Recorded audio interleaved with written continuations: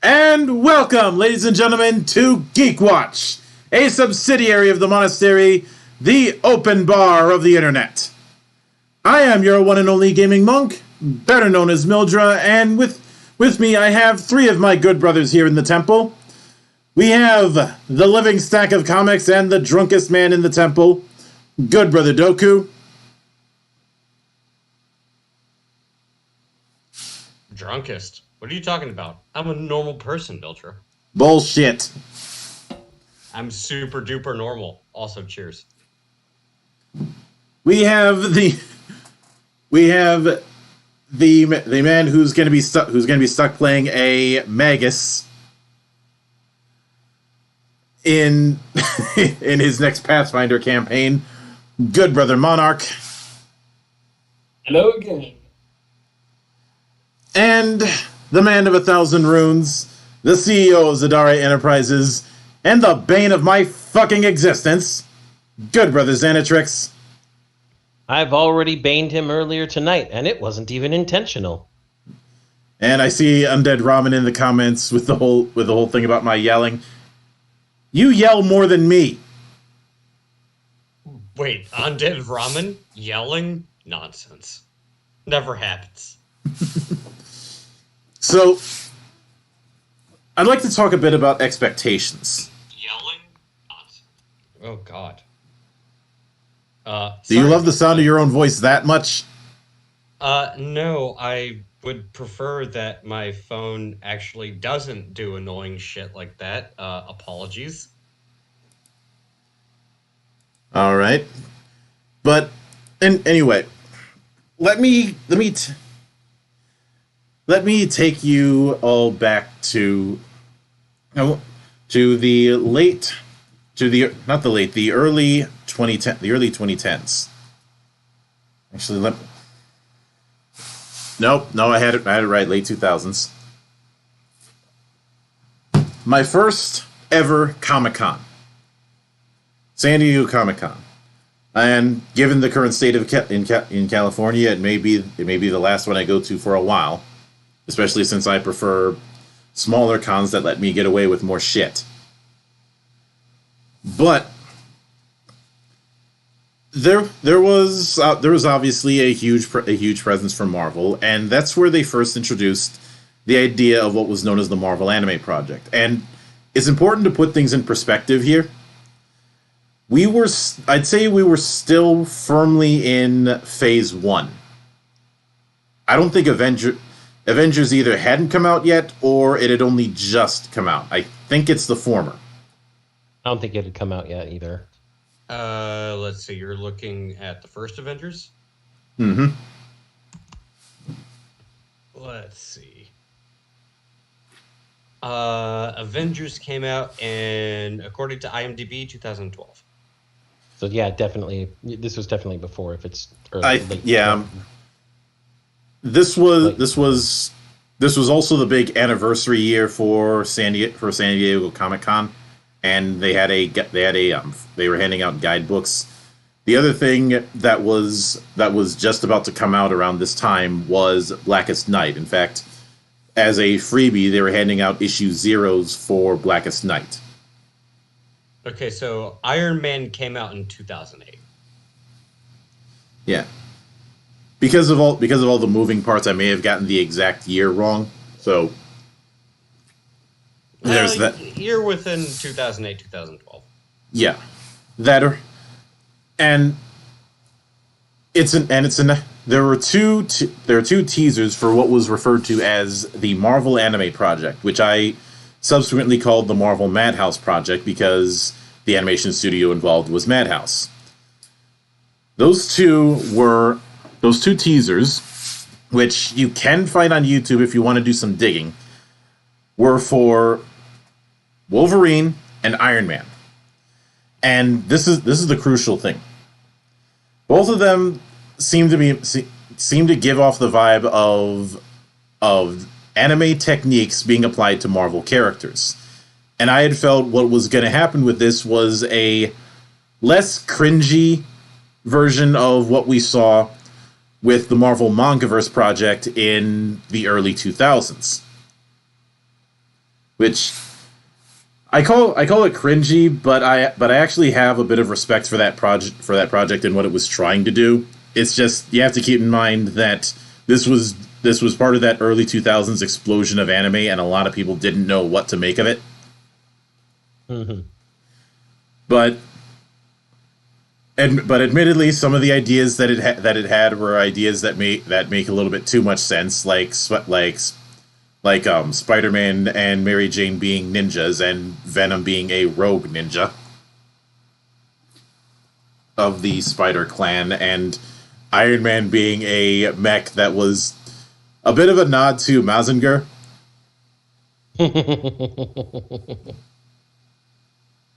To those of you who don't know what a Mazinger is, go watch it now.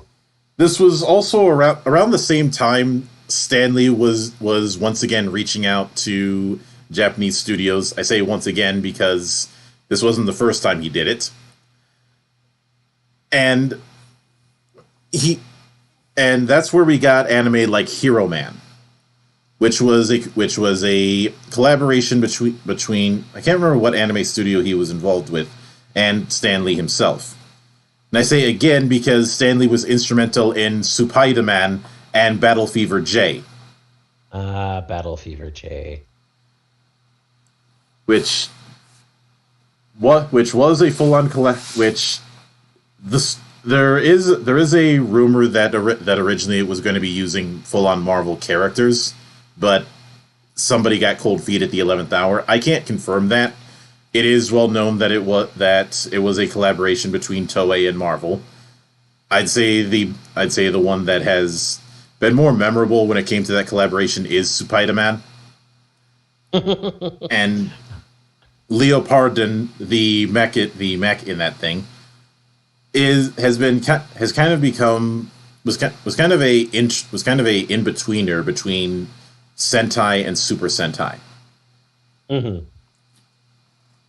Oh. Not a Toku inspiration for sure. Well, we are dealing with Toei, but but the whole concept of Super Sentai hadn't been a thing yet. It would be in subsequent years, hence in-betweener. I think Toei saw how popular Leopardon got and decided to integrate that into Sentai after the Marvel Toei deal had run its course. Mm-hmm. You know what? I'm just going to say this right now before the conversation continues. The only real atrocity here is the intro theme wasn't done by They Might Be Giants. They Might Be Giants wasn't around at the time. This was the 70s. It doesn't matter. They Might Be Giants should have done the intro. I don't care what anyone else says. Tell me I'm wrong. You're wrong because the band didn't exist. That's not the point. Eventually, time travel will exist. Twitch. Damn it. Oh, why'd you have to bring up Twitch? No, he was bringing up the fact that he's twitching because you're derailing for no good reason. I know, and this is what I'm good at. No, you usually derail for a good reason. Oh. That was kind of a burn. Getting back on the rails before I hit something. Choo-choo. Now, I bring all that up to illustrate where my mind was at when those teasers had dropped, and then those anime projects actually did drop, and I ended up coming out of them disappointed. And the large reason why I felt disappointed was the fact that they set it up with that idea, but what we ended up getting was just a Marvel comic animated by a Japanese studio. Yeah, it wasn't done to the type of excesses that you would expect from anime. And now, granted.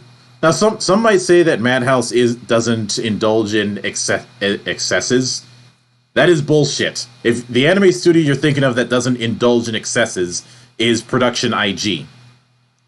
I was gonna ask, according to who? The studio Madhouse doesn't indulge in excess? I have a bridge to sell you. And I only need to point out, why not? Let's start with Cardcaptor Sakura. Yeah, it's Maho Shoujo, but there's plenty of excesses there. Or maybe Trigun. That may be one of the least excess anime I see on this list. You're still dealing with excess in terms of subject matter. Yeah. Or maybe Boogie Pop Phantom. Or maybe Hajime no Ippo. Or X. Maybe X, which we all have fucking PTSD over. Again, maybe it's not Studio Trigger. But, bro, we're not talking about Katakawa. Like, it's Madhouse we're talking about. Like, come on, man. Paranoia Agent, Black Lagoon, Death Note. We've already covered. First off, we already covered Studio Trigger 2 weeks ago. We love Studio Trigger for a good reason. Yeah, I'm just saying.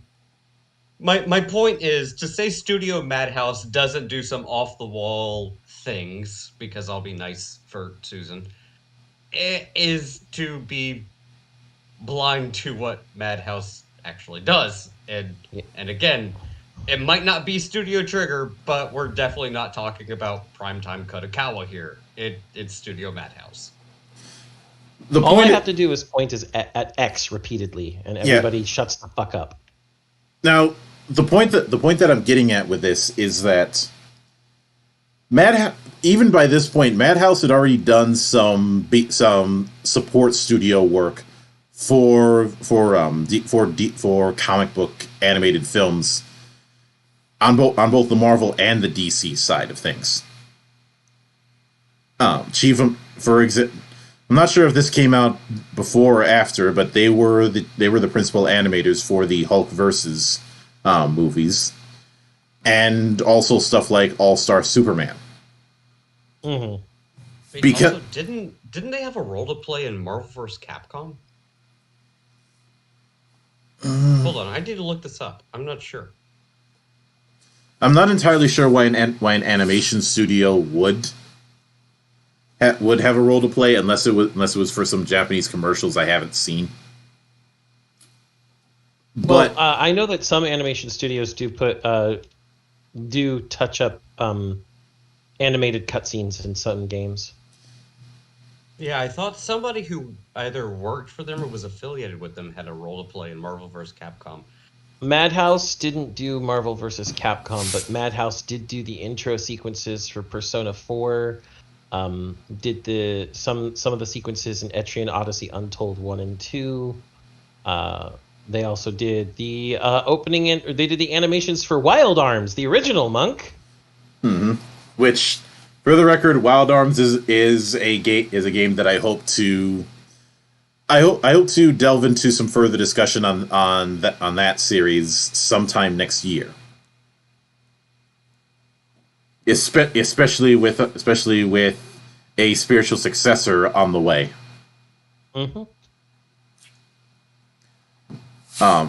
Shadow Hearts as well, but Wild Arms is a bigger priority for me. I don't hate Shadow Hearts, but it doesn't have the same. It doesn't have as much of a attachment, in a sense. Gaming still has a giant Wild Arms shaped hole in it these days. Well, that's why a spiritual successor is coming out. Well, both of them are getting successors. Yeah. But because of the fact that Madhouse had already done work where they were bringing their animation chops to comic book characters, it makes the idea of the Marvel anime project feel less special. And if you're going to make that big of a song and dance about it, then do it. Then I expect you to follow through. Now, it could easily be argued that I set my expectations too high, and yeah, there is certainly that. But I am not blameless in this. Because if you don't want my expectations to be set that high, don't put up teasers to set those expectations. Yeah, don't follow through with what you tease. And as far as that it's for that reason that I feel like that even as cringy as it could be, the Marvel Mangaverse project in the comics was a little bit more on point with this. And I haven't seen Future Avengers or Marvel Disc Wars. I'm told that they're a little bit more on point to what I was asking for, but I can't say that for certain. The only thing I know about Future Avengers is that it managed to do a better job with Captain Marvel than the MCU did. Low bar, I know. Yeah, I was just sitting here going, that's an achievement now? And even though she only appeared for like a minute in total, but it was still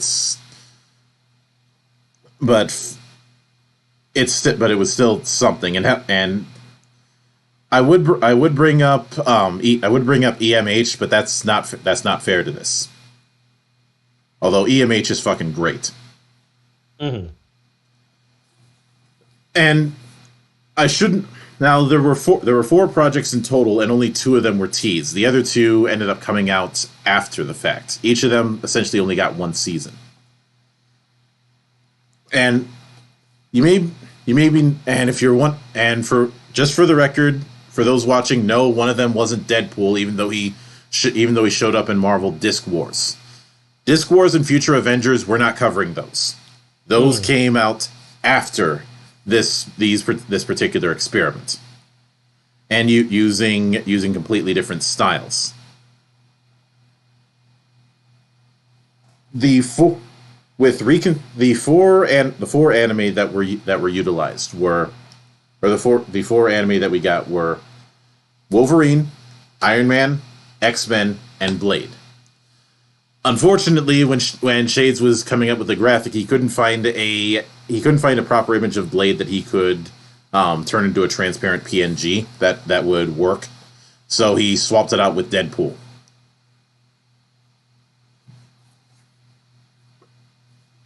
Not my first choice personally, but when times are tough, even the devil eats flies. Mm-hmm. Now, the unfortunate, like I said, the unfortunate part with all of these is that the stories with each of them were the kind of story that you would see in the comic, and we've had plenty of animation projects that are trying to replicate the comic, and that was disappointing for me. Like you have this golden opportunity to mix East meets West, and you go with 80% West and 20% East. And that 20% just being the familiar quote-unquote art styles that are normally associated with anime. The art styles, and more importantly, Madhouse's mastery of shading. Yes.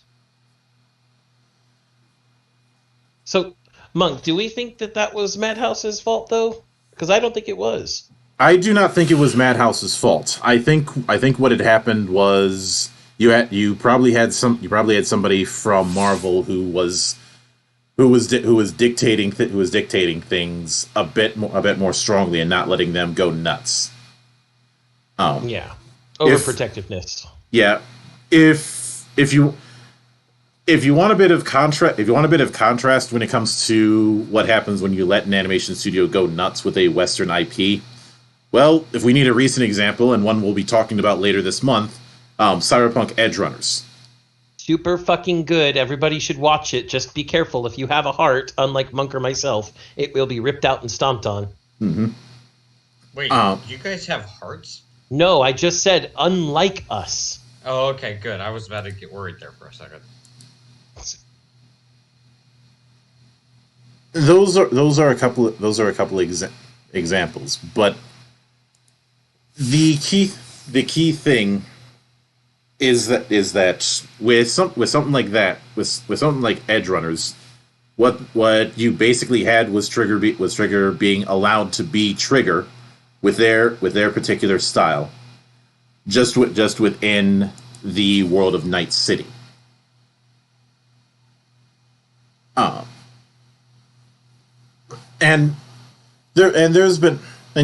Granted, not every attempt has been gangbusters. You think that Final Fantasy would make for some really good anime, but it either is playing things too straight, or you have Final Fantasy Unlimited, which put me to sleep. I find that while an anime hasn't quite done it yet, the Final Fantasy manga, I think it's Lost Visitor, is really good. Yeah. And when I say play it straight, I'm specifically referring to stuff like Last Order or the animated prequel to 15. Mm-hmm. I'm not referring to Kingsglaive because that's a whole other can of worms. Completely different can. And Mildred, since you brought up Cyberpunk Edgerunners, there's something that needs to be stated about this. When we're comparing doing like either Marvel or DC compared to something like Cyberpunk Edgerunners, you either A, have a sandbox to play with, or you're constrained to an already established lore, and if you're going to be working with characters that are already well established, there's not a lot of room you have to play around with. So there is that aspect of I can't really do too much with it. Let me retort. It's also not an excuse for doing a bad job. Let me retort with two words. alternate universe. Okay. Marvel has made it very clear that the MCU isn't the 616 universe. I know, and I won't disagree. My point would be this. Yes, you don't have the same type of freedom to create original characters like you would with Edge Runners. I get that. The other point I would bring up is there's no excuse for you to do a bad job with a character like Iron Man that is so well established with such an established background that you can't basically copy and paste it and not do a good job. Oh. It's a weird balance. I know some people would look at it and go, yeah, it's the same origin story we've seen over and over again. That doesn't mean it has to be bad. Well, here's the thing. None of the 4 anime tried to do origin stories, which honestly was the smart move. It wasn't a bad move, but the way they went about it, in my opinion at least, was, I don't know, kind of boring. But because of that, what you have is something that even after all the years have passed, it's always struck me as an example of not living up to potential. And while my good brother JT has argued that this is ancient history and I should let it go. First off, I never let shit go. I am as petty as the rest of us. There's a reason why I like bringing up the story about the Glencoe Inn. Remember, folks, no hawkers or Campbells in that inn. Even though that was centuries ago, I think they still have that sign up. And draw the swords. And 2, there's I could go with any team in college sports and find long-standing rivalries that would be enough to cause fights. In fact, let me go with an obvious one with good old-fashioned hate, i.e., why Georgia and Georgia Tech hate each other, and have hated each other for the better part of a century. I'm just gonna go ahead and drink, and I'm not even a Georgia State fan. I went to West Virginia University. Mm-hmm. Fuck the Hokies. And well, Minnesota, Wisconsin, Iowa, and Illinois have one thing in common: we all hate each other. Oh, don't forget Purdue. What about Purdue? Yeah, no one cares about Purdue. That's the problem. But the point is one my level of pettiness, and 2, missed opportunities and exploring them is what we do with reconstructions. Indeed, it is such a perfect entry for exploring reconstruction that how could I not put it on the list?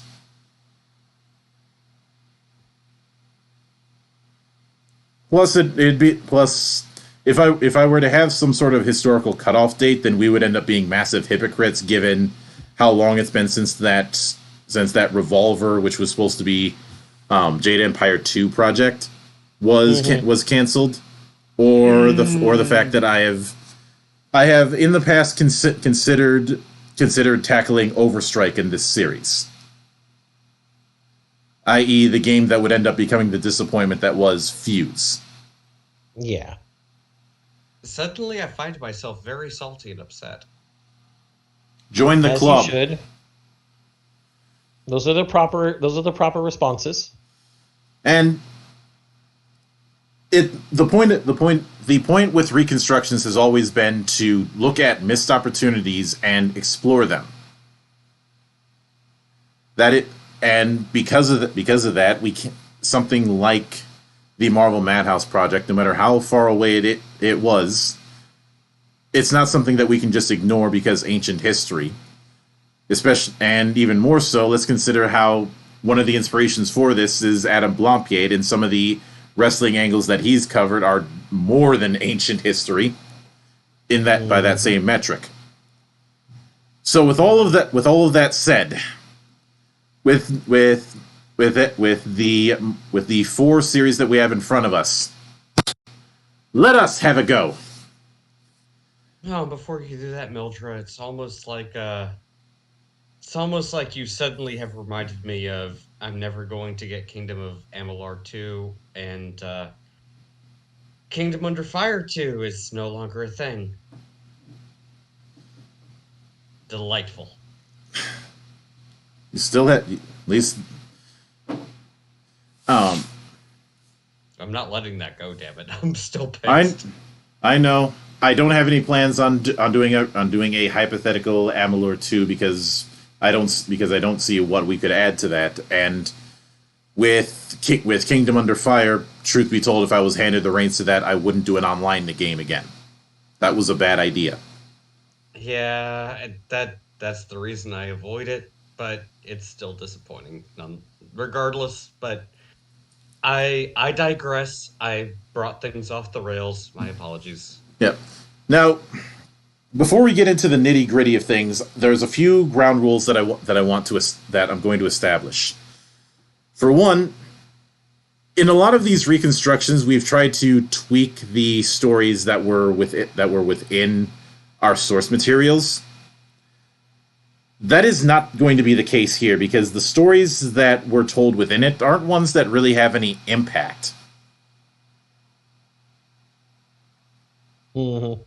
And some of the stories, like say Wolverine going toe to toe with AIM, are a bit weird. Only a bit? That's a nice way to put it. When it comes to the list of people that Wolverine would pick a fight with by himself, AIM's not exactly at the top of the list. Mm-hmm. That you're being very nice about this. I don't know why, but you are. I have my moments. They kind of concern me, actually. The other thing is as tempting as it would be to have Wolverine make an appearance when we cover X-Men in this. I want to have all 4 of these to be self-contained. As tempting as it is to do crossover frenzy, that would be a really stupid move. Besides, we have a fantastic, perfectly set up, self-contained story for Wolverine that suits anime series just fine. Mm-hmm. A la his travels in Japan. Yeah. So, and I do want to do them in the order that they came out. So Wolverine is the first one that we'd go with, and the other thing I should note, the other thing I want to establish is leaning into certain styles, tropes, and the like with anime. Each of them leaning into different ones instead of trying to have some mono style. Mm-hmm. And with Wolverine, as far as the style and the genre considerations are concerned, that part is pretty obvious. Go. This is Madhouse, so Kawajiri's probably on speed dial. They've worked with him before, and Kawajiri is still doing work. It's just that he's not doing primary directing work, but he's doing a lot of Sakuga material, up to and including Jujutsu Kaisen. Mm-hmm.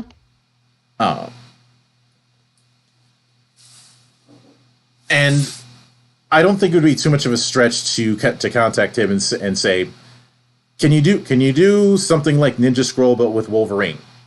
Because that's basically where we're going with this. Ninja Scroll, but with Wolverine in modern-day Japan. Modern-ish. I think the hyperviolence really works with someone like Wolverine and his bigger generation, because that That could lead to some wonderfully bloody fight scenes. It's like Now- attaching arms reattaching mid-swing. Well, remember that at this Great point he'll stuff. probably have his adamantium skeleton, so it's not like his arms would come off. Yeah. Well, not entirely. Maybe it's like the flesh, and you like see the flesh. Yeah, you see the metal reforming underneath. Wings. You're thinking of how it looked in the X-Men Origins Wolverine game. Just admit it. I never saw or played that game, and I didn't see the Wolverine Origins movie. The movie sucked. The game didn't. Which is, I've heard that before, and that's weird. The Well, wrong way around. well, you have to consider who was developing the game. Raven. Raven knows what the fuck they're doing. Yeah. Point in case, though, Wolverine would be great in just the hyper-violent style of anime. Mm-hmm. And even if we don't go that level of violent, it's still a natural fit. But I do want to make clear I wouldn't want to set this up as just straight adapting the Japan saga from the comics. Obviously. Again, that's something. Doing that kind of thing would lean into the same trap that the canon version did, and I want to avoid that. So instead of this being his first excursion into Japan, this is more of him being called to go back. Well, and that's what's so good about the character of Wolverine. You don't need him to be a hardcore combat veteran. You don't need to drop him into something where it's like, I've been through this many wars, I've done this and that. I mean, you could go the Ninja Scroll route, you could do 3x3 eyes, you could go the Berserk route. It really doesn't matter. Wolverine as a character is diverse enough, and you can apply the suspension of disbelief enough to the character where you could see him as vulnerable, you could see him as someone who gets his arm cut off and grows it back. It doesn't really matter. There's so much you can do with it that, to be blunt, if you screw it up, that's actually more of an achievement than actually making a good, movie, anime series, or video game that uses Wolverine as a character. It's very difficult to screw up a character like that. I don't really see how you can pull that off. Doku, never claim that something is idiot-proof. It's definitely not idiot-proof, but it's definitely the same thing as, like, for example, take Ryu Hayabusa and make a bad Ninja Gaiden game. Can you do it? Yes. Yes, very easily. But it's the same thing with Wolverine. You basically have the same type of OP character that you can put into pretty much any situation and make it work. The only way you can screw it up is just by not being good at your job. And your job we already have a bad Ninja Gaiden game. It's called Ninja Gaiden 2 on the Xbox. Oh, don't remind me of that. Stigma fixed it, though. But you're not wrong. But see, this is my point, though. You can take a very good character that should be relatively difficult to screw up and still screw it up. Mm-hmm. Wolverine's the exact same. Well, they didn't exactly screw up the character when the Ninja Gaiden 2. They screwed up the combat by giving you Gatling rocket launcher ninjas. And But that's the thing, is you screw up the concept, and that's the problem with Wolverine. It has nothing to do with screwing up the character. It has nothing to do with screwing up the story. It's screwing up the concept that makes the character good and likable, and what makes it work. Mm-hmm. Mm-hmm. Now, when it comes to the mindset that I have is that he had gotten sent the classic going back to Japan through a letter or some other call to action. Now, there's a lot of different angles that could be done, especially since Wolverine has Japanese citizenship and has a daughter in Japan. What I'd like you guys I have my own ideas, but I'd like you guys to pitch as far as what the call to action would be that would bring him to go back to Japan. Since we're not exactly following the same story beats in the actual comic, I think in this particular respect, it's more of the searching for memories than it was, someone contacting him and saying they had things to tell him about his memories.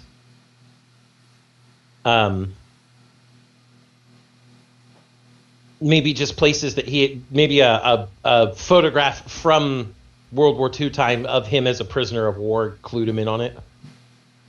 Mm-hmm. That would certain.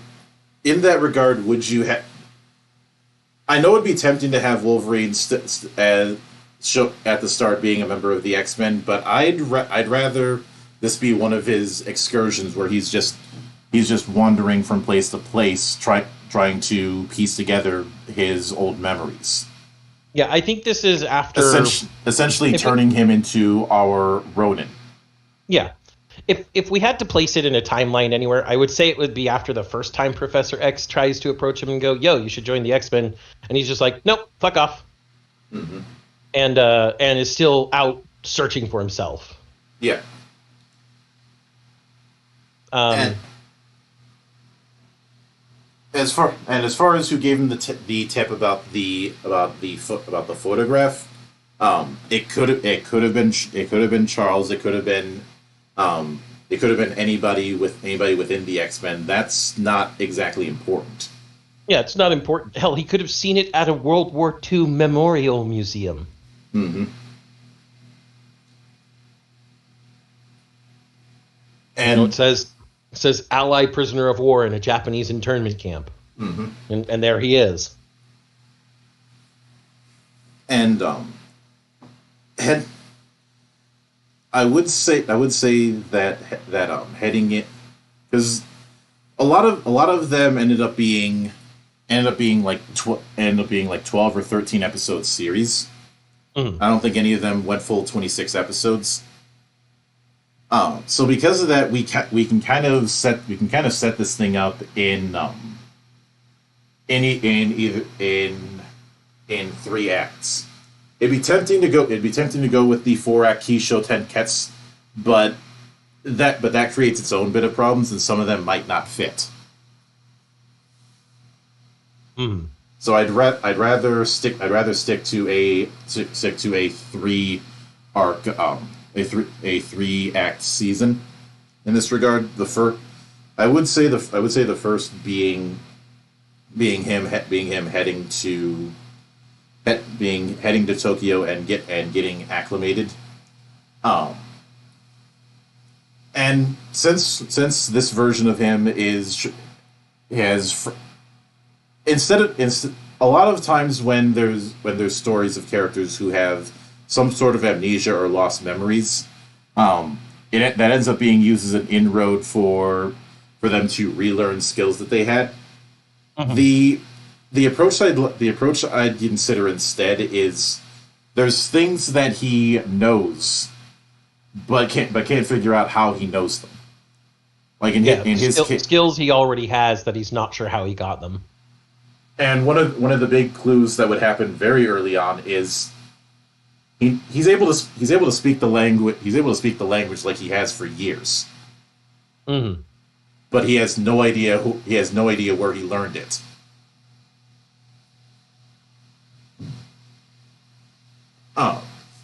And we'll speak and read it, and because of the fact that it's focused primarily on him, there would be a whole lot.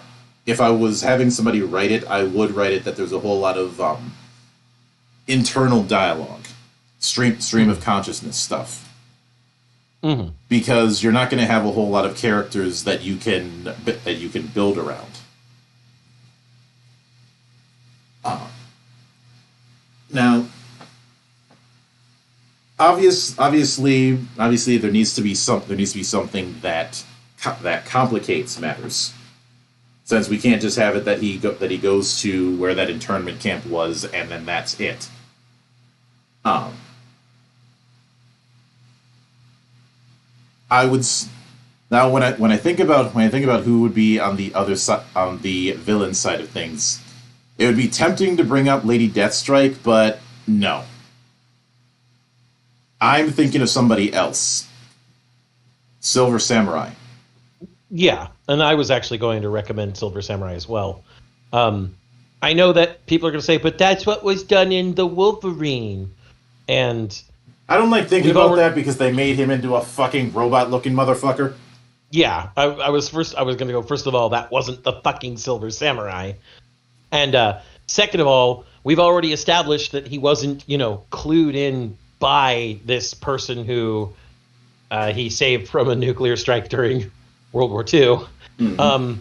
He's come over on his own initiative.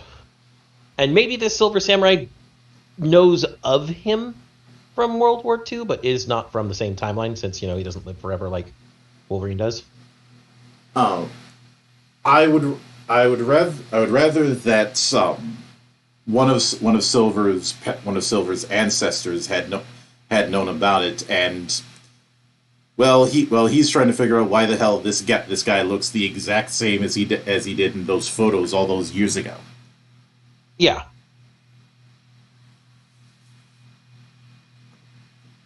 And because the reason why the two of them would be at odds is due to knowledge that what that one side has that the other is trying to figure out.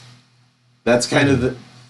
I hate the term mystery box, but that's kind of the mystery that is being built upon. One, what exactly was he doing in Japan? Two, why is it that there are certain people who know about things that he doesn't? And three, why is it that certain people want him dead over that knowledge? Exactly.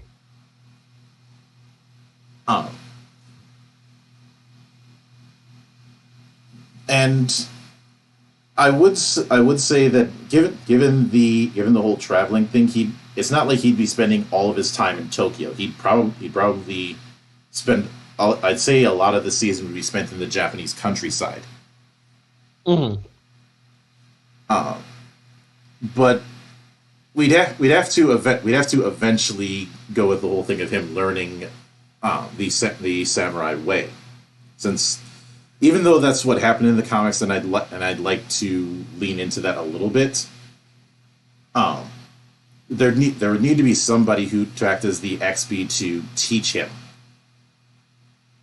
I mean, I think the obvious one would be a descendant of Ogun, I believe was the name of whoever he trained with originally, before he lost all of his memories. Mm. I think that's just like one obvious choice you could go with. It makes sense. It'd be someone who would have some knowledge. Mm-hmm. That's an obvious choice. I feel it leans a little too much into the comics. And since we're trying to go for, Ninja Scroll-ish feel here, I'm gonna throw a much more Japanese anime element out there, and I'm going to say it's the hidden manor of the descendants of Miyamoto Musashi. I am perfectly fine with this. And it's not just like, it's like Musashi's descendants are the head of this manor, but this manor is kind of like this ascetic place that trains in not just swordsmanship, but all the arts that Musashi said to train in the Book of Five Rings. Mm-hmm. So you've probably got people there practicing, craftsmanship, horseback riding, archery, tea ceremony, flower arrangement. And then, of course, some of the dirtier stuff, you've definitely got shinobi that are training there as well. Maybe even the descendants of Hanzo himself. Mm-hmm. Because if we're going to if we're gonna take this chance to go Ninja Scroll on this bitch, I'm gonna take the chance to go full ass fucking Ninja Scroll on this bitch. There are gonna be a bunch of deadly motherfuckers there. It's almost like I planned for this. No, Monk, never. It was completely unexpected and out of left field. Mm-hmm. You know, I like Zan's idea. The one thing I would toss in there, and I just want to see what you guys think about this. Throw Wolverine into that type of scenario, but also throw someone like Mr. Sinister into that type of scenario and make Wolverine have to work with Mr. Sinister because they don't have the same goals, but working together is still bringing them to the same conclusion and bringing them to the same place. So, yeah, they're not friends, but I'd honestly be against. For the time being, like, I won't get in your way as long as you don't get in my way. Honestly, I would be against putting in Mr. Sinister, if only because there isn't that direct rivalry. Mr. Sinister is more of an X-Men villain than he is a Wolverine villain, for one, and two. The only reason it clashes with the theme. Well, the only reason I would toss Mr. Sinister in is if this was the post-Hiroshima type of story. If we're not talking about nuclear events, then Mr. Sinister has no place. We're not. Yeah, this is more modern day, so modern-ish. Mm-hmm. Well, so if we're not talking like Fukushima, Hiroshima, if that's not a plot line, if we're not talking about anything that's related to Children of the Atom, it wouldn't work. Yeah, that's why I'd be vetoing that. Now, okay, fair enough. Now, given that the approach that I see it is first off starting in Tokyo and getting acclimated, and then finding out that where that camp was is out in the countryside, a bit closer to Kyoto than Tokyo, and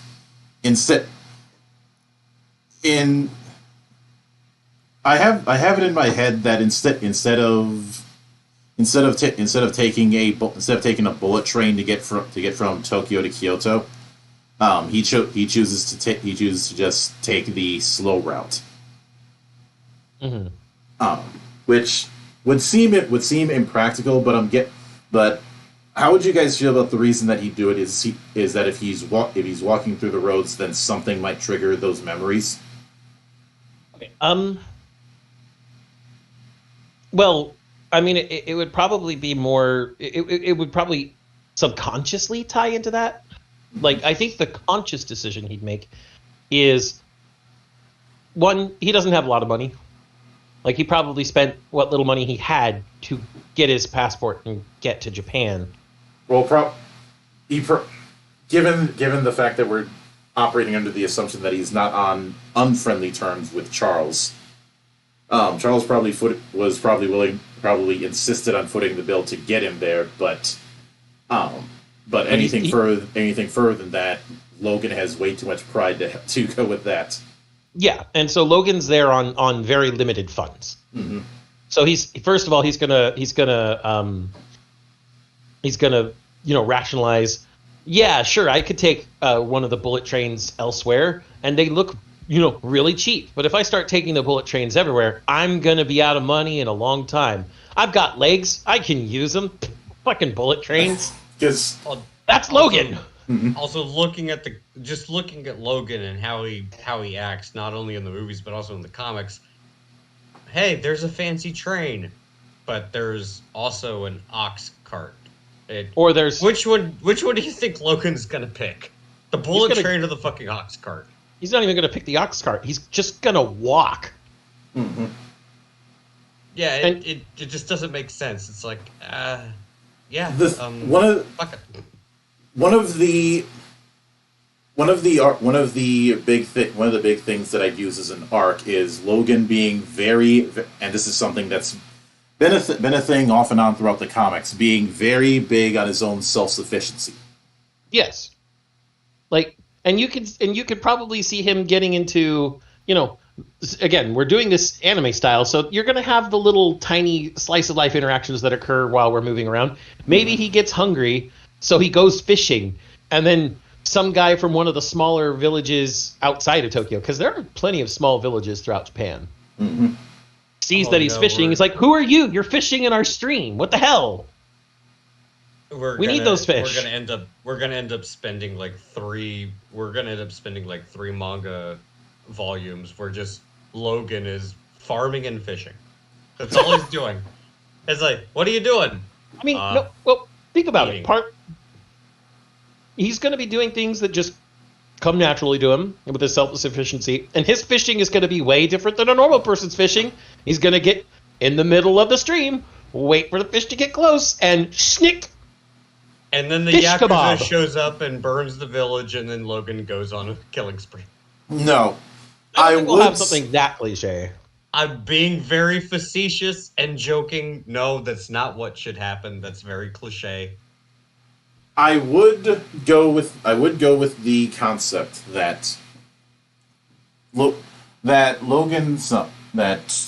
in that journey, not the Silver Samurai himself, but who does spot him in Tokyo, but some of his assassins do try and take him out. And in one of the because if we're going to be going with cliches, we have to do the battle in the forest kind of thing. And this can be we actually do, and this could be Silver Samurai maybe testing him out, and like Silver Samurai himself doesn't show up, but people who Silver Samurai has otherwise contracted, hired, or whatever are like, yo, there's this guy. He looks exactly like this guy from 70 years ago. What the fuck? Go catch him. Mm-hmm. But does it have to be in the forest? Yes. We need the falling leaves. We need the whispering through the trees and bamboo, and we need the quick draw moment where a whole bunch of bamboo and maybe a tree or two fall down when Snicker Snacked goes our Logan. But one of the things that I want to establish with this is, as a fighter, Wolverine would be relying on his more berserk nature. Yeah.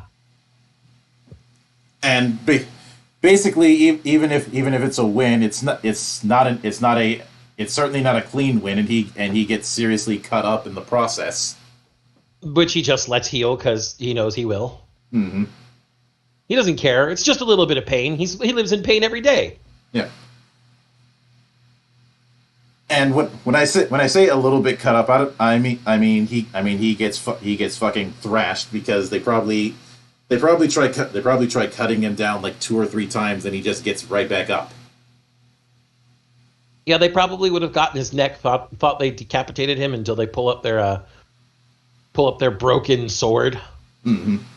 And he gets back up and pulls a chunk of metal out of his own neck. Yeah, we'd have plenty of those awesome moments. I was gonna say that particular scene actually does sound pretty good. But the key thing is that when he fights back, he doesn't fight back like a martial artist or a soldier does. He fights like a wild animal, like the Wolverine he's named after. Mm-hmm.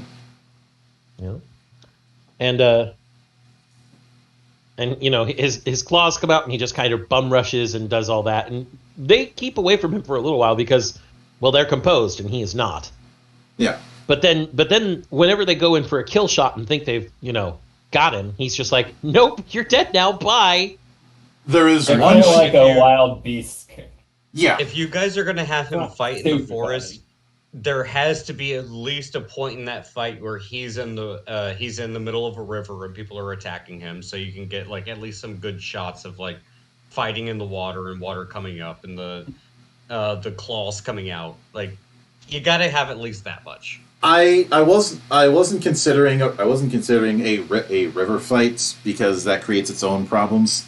What I was considering is a timber moment. Yeah, I.e., trees come down.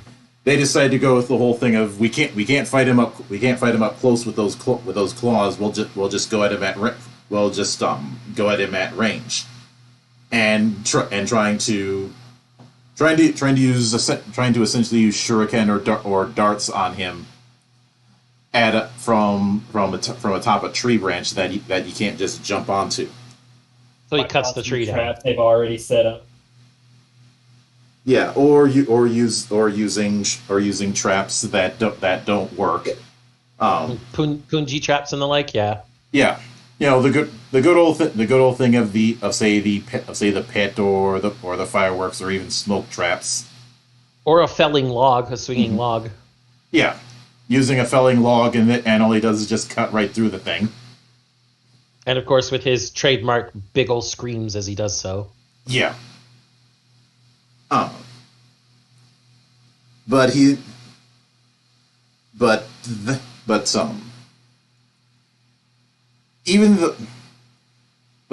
though some people have argued that when you have somebody who can regenerate that easily, that it's hard to put them under threat. The counter that I've always made is that you can, but there are certain ways that you have to do it. And for me, let's not forget one thing. Both getting hit and regenerating is still gonna hurt. Mm-hmm. And while one might say that somebody might have a high pain tolerance, even a mutant body is going to have its limits, and somebody could pass out just from the overstimulation of nerves. Yeah, continuing to just hit him until his mind can't keep up anymore. And that also requires someone being immensely more skilled than him. Well, that's why I bring up a river fight, because you don't have to come up with a new character that's like, super crazy that has a name. You just need one really good character that, okay, I can tie your hands behind your back, kick you into the river, and you fall off a waterfall. And let's see you break out. If you don't break out in enough time, you drown. You don't need like a crazy villain to do that. The approach that I was thinking is that when it came to that fight, while he and a few others, while he survives, eventually just that amount of traveling and fighting just has him pass out. Plus, he probably hasn't had a meal in a while, given that amount of traveling.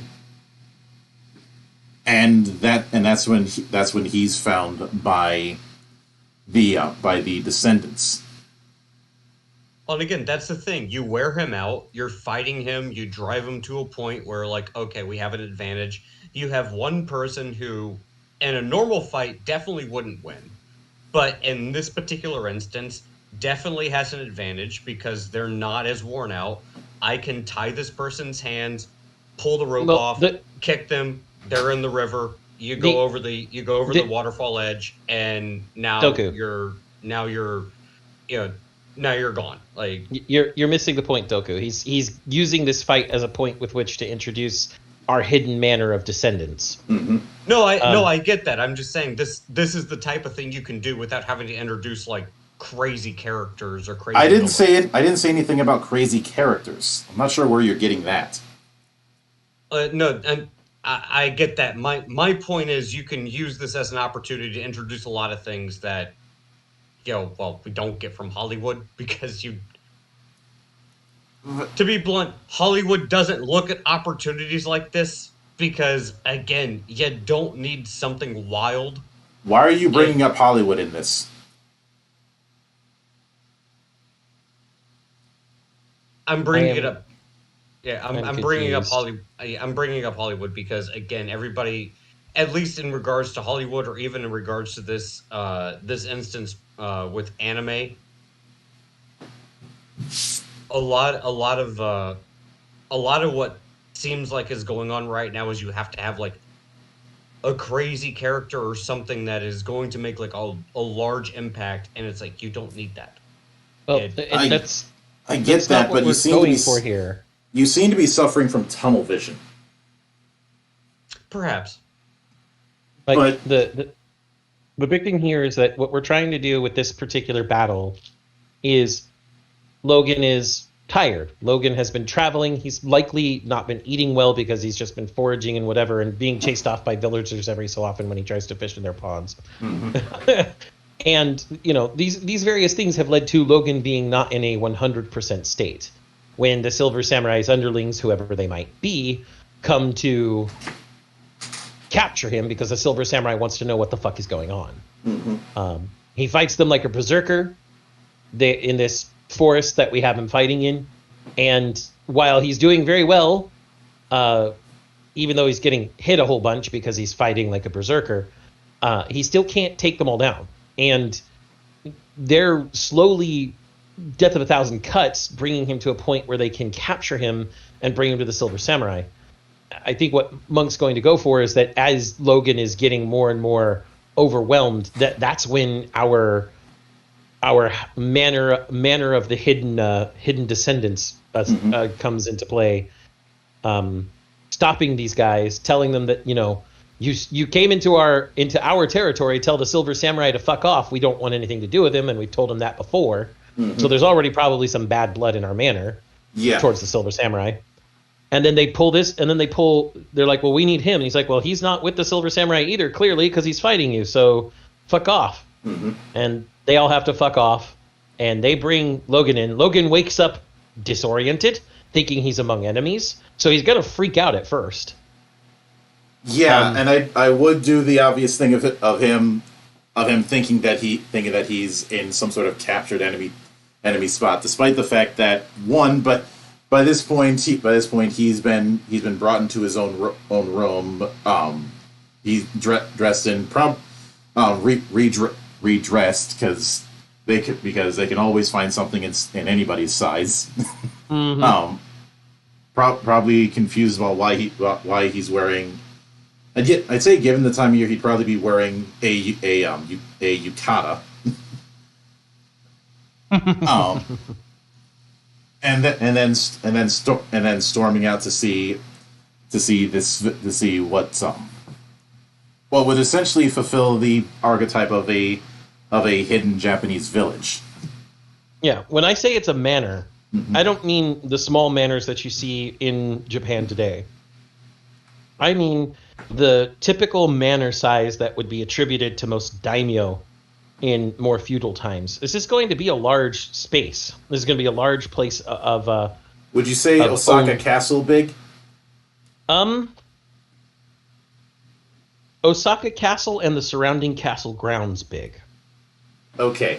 So the gardens and everything else. Mm-hmm. So that you do have, your stable and your area to train horses. You do have your archery range. You do have your practice field for combat. You have your artisan area. It's a small, self-sufficient manor that is full of these hidden descendants. Mm-hmm. And I can already hear the dumb shits screaming at me in the distance. Nobody in Japan owns that much land. Fuck off. It's a goddamn fictional anime. Eat shit. Mm-hmm. Also, back in the feudal days of Japan, there were definitely families that had castles that owned 50 acres plus. So, yeah. The point I'm getting at is, since this is modern times, there's going to be that complaint, and I'm going to say fuck off. Mm-hmm. Plus, and there are a litany of anime, manga, novels, and what have you of mixing the classical with the modern in a juxtaposition. Yes, absolutely. I mean, even in modern cities in Japan, you still have places that are. You can walk through Shibuya, Tokyo. Mm-hmm. And I'm saying this from experience because Ghostwire Tokyo is modeled after modern Shibuya. You can walk through modern Shibuya and find Tori and their associated shrines literally a couple blocks from each other. Mm-hmm. Yes, the juxtaposition of the modern with the archaic exists everywhere in Japan. Mm-hmm. Well, and also looking at like certain areas, finding families that still have 10 to 20 to 50 acres worth of land isn't impossible. Mm-hmm. It still exists. And I imagine that this place probably still has a very rustic aesthetic, mm-hmm. but it also has modern amenities like running water and electricity. Yeah. It is another juxtaposition of the old with the new. Mm-hmm. The point is that he's trying to get his bearings. A few unintentional fights break out, and again him still fighting like an animal until one of the more experienced people and somebody who he's going to be very familiar with, and until I can come, unless any of you have a better name for him, I'm going to call this person Niten. That's fine. I don't have any complaints.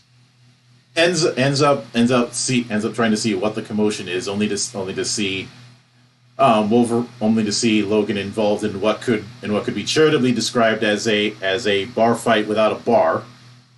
Him just getting into a brawl with like 8 people. But him also being completely overwhelmed. Yeah. Because this place, like I said, it's almost like an ascetic hideout. Mm-hmm. These people train and train and train and train and train and train. And they don't just train in one thing. They train in everything. Because, again, everybody here is following the idea of the Book of Five Rings. So, okay. Zan, Mildra, you guys are probably going to bitch slap me for this one, but I have to ask. Isn't this just The Last Samurai, but with Wolverine? Can I punch him? Am I wrong? I get dibs. And the answer is no, because we're not dealing with somebody trying to teach a bunch of people who have no business using firearms to use firearms. But you have a samurai village. Like, I don't know, man. It seems pretty close to The Last Samurai. Doku, you are so punched because that is such a reach. I'm sorry, but it sounds like The Last Samurai. Doku, dude. Mark this. You're daved for this, okay? You get a Dave for this. Mm-hmm. I'm just saying. Yeah. I would only accept that in the broadest of broad strokes. But the people who operate in the broadest of broad strokes should be on Tumblr, not in the temple. Oh, that's just mean. Damn. Wow. That is a bitch slap. Nice one, Monk. Fuck. Somebody called 911. I think I just witnessed a murder. Yeah, that was pretty harsh, either that or dude. you can put it with that guy who did that long ass Twitter thread about how problematic Persona is, and then ended it with saying that he has a writing degree. You know, wait, Doku. Oh, wait, hold up. Wait, hold on. Sorry, Zed. I did. Mildred, what? No, don't ask. That's an entire different thing on its own. I've said my piece. We're moving on. Hold on. In honor of Doku, who unfortunately passed just a couple minutes ago. Oh, wait. Oh, that scotch hits the spot. Oh, son of a bitch. Damn it, Zed. All right. Bounce because I haven't really cheers to my ghost. So. Oh, all right. Nice. Thanks for coming, Monarch.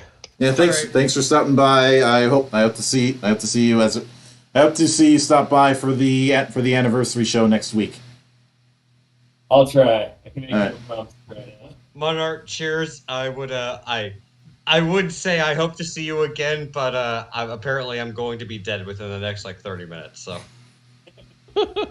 I'm slowly bleeding out. Apparently. All right, later, dude. Yeah. But That was a good drink of scotch too. Yeah. My tummy's all warm now.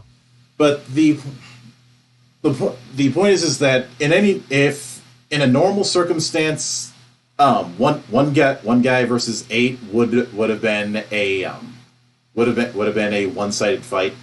The only reason it's lasting this long is because one, you're dealing with somebody who fights like an animal, and two, even though he isn't breaking the claws out, the problem is he doesn't go down easy. Like they keep trying to restrain him, and he just breaks out, and we're back to square one. Mm-hmm. And once Niten catches wind of this, and this is your courtyard fight, his approach is this is where you can go with the old cliche of everybody back off, I'll deal with him. So they've all been overwhelming him, but they back off because they don't want to hurt him. They just keep him in place, keep the wild animal in place, essentially. Mm-hmm.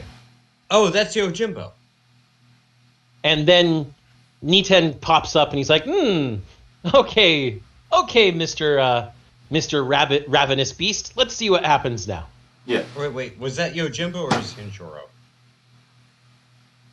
The point is that since he doesn't want to kill him either, he ends up using instead of using a full-on sword, instead of using a standard sword, he'd probably use a boken.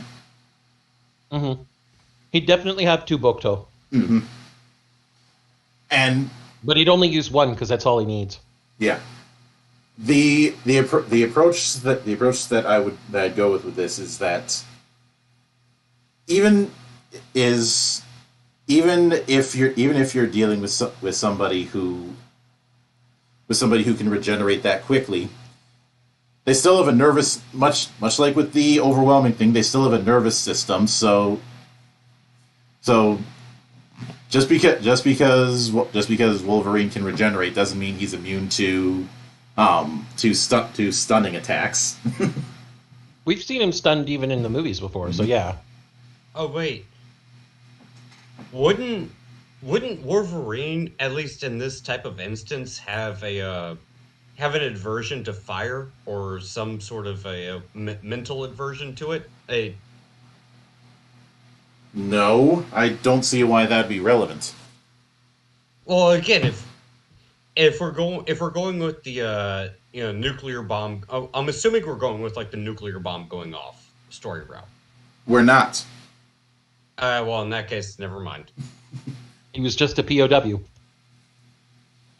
Besides, the route I was going to go with, if he saw a lot of fire and you see fire, you hear screaming, like it would be a mental. Well, Doku, the real problem there is that even if he did have an aversion to fire because he witnessed the nuclear bombs up close, he's lost his memory at this point. It wouldn't apply. Mm-hmm.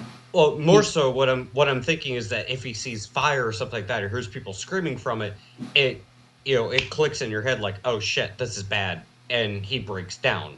That gives you an advantage because it's a traumatic experience. What we're going for here, more than anything, is Wolverine is, since he's fighting as a beast, he only fights by instinct, and this village is going to try to show him that you can fight with savage fury, but keeping your mind intact while doing so gives you the greatest advantage. Oh, you mean if you just fight like a wild animal, you get your ass kicked? Uh-huh. Yeah. I mean, you've seen guys swing haymakers at each other in the streets, I'm sure. I mean, it is DC. Yeah. You're not wrong. Mm-hmm. So that's the entire point. That Niten, who is clearly our leader of this entire place, and thus also probably the most skilled person there. At the very least, the on-the-ground leader. Mm-hmm. I'm sure there's 2 leaders. Mm-hmm. I was trying to go for more of the aspect of face your fears type of thing, but This isn't that kind of story. Ninja Scroll wasn't that type of story either. So Doku, remember what the inspirational seed is for this. Yeah. Well, I mean, shit. If you're really going to go through it, do 3 times 3 eyes. Except that's more Indian. You know what? Yeah. No, correction. I retract. You're not wrong. But the point is, Niten doesn't even have to use 2 swords, even though he's named after part of Niten Ichiyu. He only needs to use 1 to keep Logan in check and then eventually subdue him. Yeah, and a good amount of a good amount of that subduing is understanding, since given the amount of training, they'd understand how pressure points work. Mm-hmm. They'd understand nerve ganglions, pressure points, and all of that for sure. Mm-hmm. And they'd also know. I'm sure Niten could tell when hitting him with the wooden sword that this guy is built sturdier. I mean, he was heavy when we brought him in, heavier than his stature would belie. And now when I hit his arms with this thing, it feels like I'm hitting metal. What the fuck? Would you go with the assumption that when they tried to carry him the way you'd carry a normal person, but because of his weight, they had to carry him like you carry a big ass log because of how heavy he was, just needing 4 people to move him? Yeah. They're gonna carry him? Bring the ox. No, he's not that heavy. Well, it depends on how big the individuals and the villagers are, but I don't know. It seems like an ox and a cart would probably be the better idea. You have this obsession with ox carts, and I don't know why. Once again, tunnel vision. They're efficient. I mean, what, do I need to bring a donkey? No, because you are an ass. Yeah, there it is. But he's heavier than normal people, that's for sure. Mm-hmm. But not so heavy that it gets him flagged on flights. We know that because, well, he never complains about it, and he would complain about it. It's his character. He gets flagged with metal detectors, but that's it. Yeah, his entire skeleton is metal, and they just look at him and go, what the fuck? He's like, lots of surgery. He just broke his back. It's fine. You don't get metal over your entire skeleton because you broke your back. Tell that to Twitch streamers. Fuck the Twitch streamers. No, there's a Twitch streamer who jumped off at TwitchCon and broke her back. That's what he's referencing. It's a bad joke, and I actually hope she's okay, because that definitely looked like it hurt, and yikes. But she broke her back. Yeah, that's traction for the next 6 months. Yeah. But getting back on the rails. Mm-hmm. So Niten, after realizing that normal beatdown isn't going to work, is going to obviously aim for the things that he thinks will work. And of course, nerve blocking and hitting pressure points to temporarily disable like his entire arm. Mm-hmm. I just stabbed the brachial nexus, which is the nerve ganglion right at the shoulder joint. That'll take your arm right out. Yeah, it'll break his ankles and float him down the river. His ankles are adamantium; they can't break them. And just float him down the river; it'll be fine. Regardless, my point is that like you'd see this really fast stab into the brachial nexus on like one of his shoulders, and all of a sudden his arm becomes a floppy noodle. Mm-hmm. And the blades retract because those are out by muscle reflex. So when his muscles relax, they'll go back in.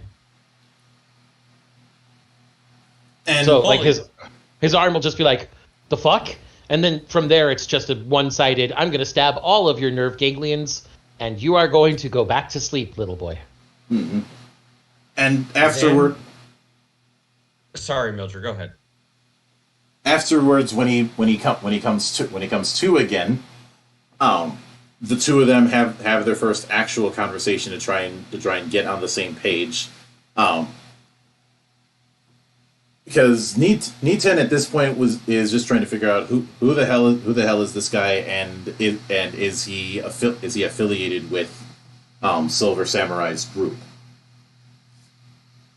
And it turns out not to be the case. No, he was here trying to find an old camp, and he shows the same photo that's been present since day one. as the impetus. Mm-hmm.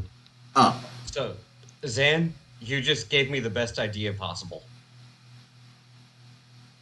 I'm going to slap Wolverine across the face with a pufferfish.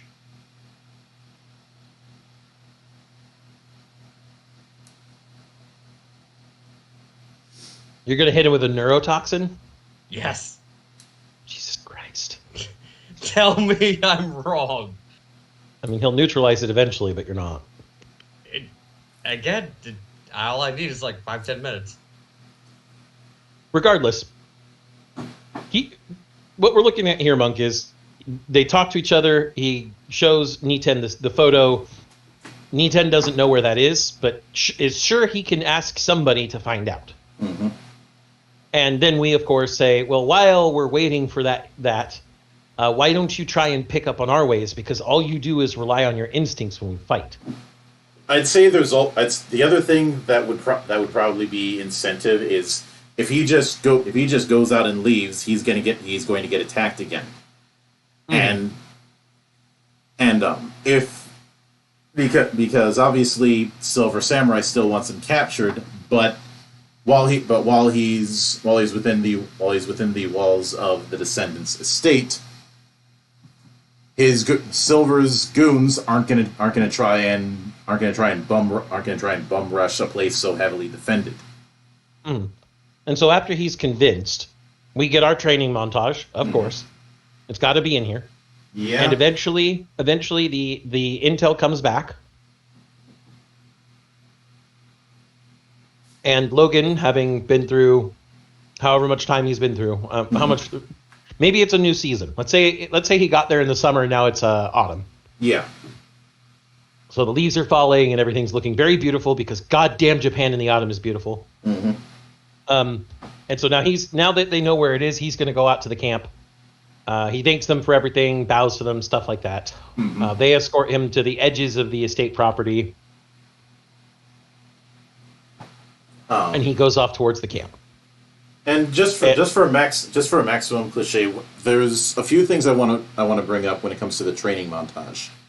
Okay. One, the training is in the same things that everybody else is getting trained. So the wide variety, not just fighting, but fighting in different forms, understanding proper discipline.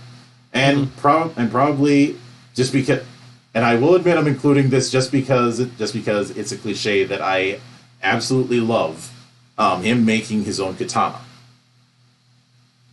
Even though he doesn't think he'll ever use it. That one's a good one. Another cliche I want to give, though, because we are trying to give him both the discipline and the philosophy, is when he starts training in things like tea ceremony. He gets frustrated with it all. He's like, why do I have to do this? And then gets a bop on the head or something. And you know, you have a good anime that does this same type of story plot arc. And I'm not saying this is like a joke now. It's actually a serious point. But when you look at the plot arc that you guys are proposing, look at Golden Kamui and how that plot arc plays out. And that would apply very well to how this is. Like I can the see first that. 2 seasons of Golden Kamui. Golden Kamui is a very good anime, so I could see that happening. Yeah, no, it makes sense because I mean you're looking at it's someone who's Japanese but going to a different culture that's still within Japan and being exposed to a completely different culture that they're 100% not aware of, have no understanding of, and they get character development. I mean, it's a good story. It's a good plot. It's a good plot arc. Well, this whole thing has been a fish out of water story in the first place, so that does apply. And with the philosophical side of things, you know, doing all the stuff like tea ceremony and haiku and flower arranging, he doesn't get it at first. It just doesn't make sense why he has to do this too, as well as learning the cool stuff. You know, he's like, I understand why you're teaching me how to fight, but why do I need to learn this? And, you know, of course, Niten would have would stress, because you don't have the mindset either. Because Grandma walks up and smacks you with shoe. Well, it's mostly the fact that Niten would say one body, one mind. They need to be aligned, you know. Mm-hmm. If one is imbalanced, you're still going to get overwhelmed when you get out of here. And of course, the final part of the montage would be the fact that there'd be the introduction to the ninjas, clearly, our shinobi, and his shinobi training, which they think he's great at because of his heightened sense of smell and hearing. You know, how does he always manage to avoid us? Because I can smell you guys from a quarter mile. And he would say quarter mile, even though, you know, kilometers are used in Japan. They'd be like, what the hell? But more importantly, in that when it comes to that sort of stealth training, I'd say early on he'd be really good at the detection and struggle with the stealth part himself. Because again, not that same mindset. Yeah, and he doesn't really have his past as a soldier to pull on anymore because he's got amnesia. Yeah, we're still going with the idea that there are certain skills he knows, but doesn't quite know how, and that's something that he would confer. That he would probably explain it that while he's lost his memory, it's not like he's lost everything from a certain cutoff point, but there's holes. Mm-hmm. Like the fact that he's fluent in Japanese, he doesn't know how he has that. Mm-hmm. And hell, even some of the survival stuff he had been doing up until this point, he knows how to do it. He just doesn't know how he learned it. Mm-hmm. And I would say that after he's been escorted to the edge of the estate and starts going towards the camp, he starts playing a stealth game of cat and mouse with the 3 pursuers, or however many pursuers we gave him. The henchmen of the Silver Samurai. Mm-hmm. And the way he plays the cat and mouse is he lays down traces. He lays down tricks and trails that they follow and think they have him. And then one by one, he sneaks up on them and takes them out. Because he realizes it's much more efficient than fighting them head on. Yeah. Especially since if he fights them head on, then some are going to distract him while another one retreats, and they're going to bring more of them. Mm-hmm. When he gets to the last one, he doesn't kill him outright in order to make him talk. Mm-hmm. And of course, at that point, once he's sufficiently interrogated the ninja, all he learns is, we don't know why, but the Silver Samurai wants to see you. Mm-hmm. And his whole thing is of course take me to him, but you pull anything funny, and you don't have a head. Mm-hmm. This, of course, postpones Logan's trip to the campsite once again. Mm-hmm. But I'd say he would eventually arrive at Silver Samurai's wherever he's staying at the time. Yeah, and I would say that compared to the Descendants village, this one is significantly more modern. More modern and more militaristic. Mm-hmm. It's almost like what you would expect from a war encampment. And part of the reason to do that is to distinguish it from the fact that you have, with the Descendants, you have people who are highly skilled to the point where they're able to use what would be considered antiquated tech and still come out on top. Mm-hmm. Whereas this place, it's far more modern and far more tech focused. Yeah. And he's able to see that it's almost like being inside a mercenary camp. Though he doesn't understand why he knows what a mercenary camp is. Mm-hmm. Or what it looks like when you're inside some sort of mercenary or military camp. Yeah. But upon meeting Silver, and the unlike the meeting with Niten, this one would be a bit more tense. A lot more tense. Silver wouldn't.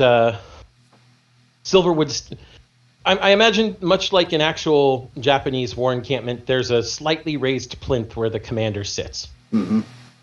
I don't imagine that Silver Samurai would be sitting, but instead standing on it. And thus it would give the subtle impression of him standing above everyone else. Standing in full regalia. Oh, of course. Silver Samurai is a... Frankly, Silver Samurai is an egotistic fuck. Yeah. But at that point, you know, they have their conversation. Why are you chasing me? Mm-hmm.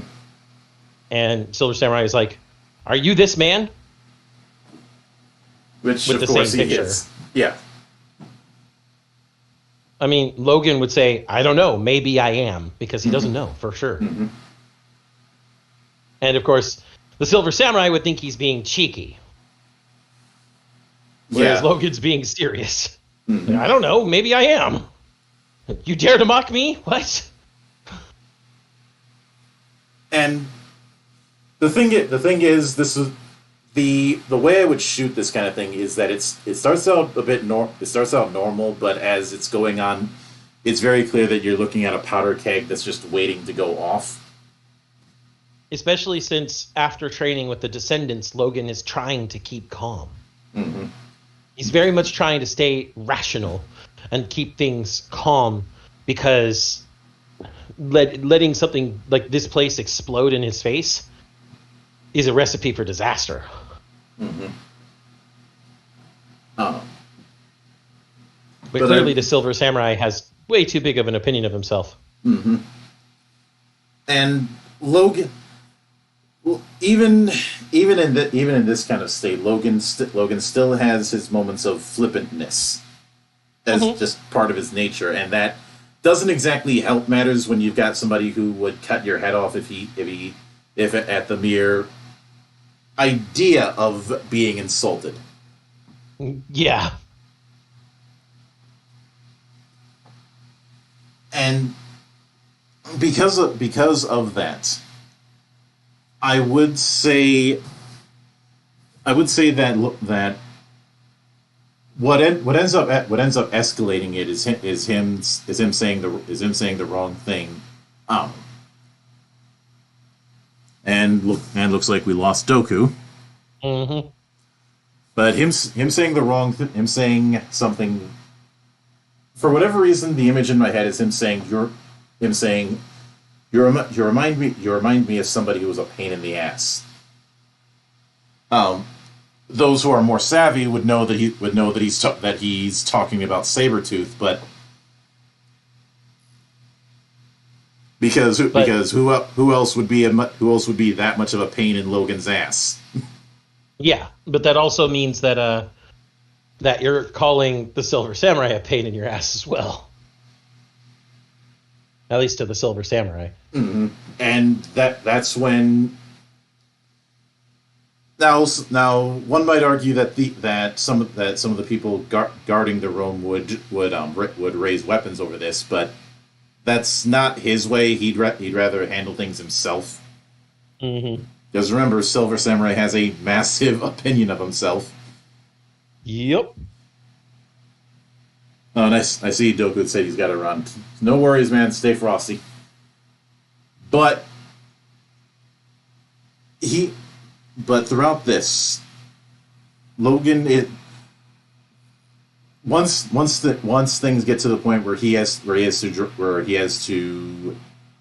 Silver ends up drawing his sword, that's when you have that Act 3 fight with him and Silver Samurai.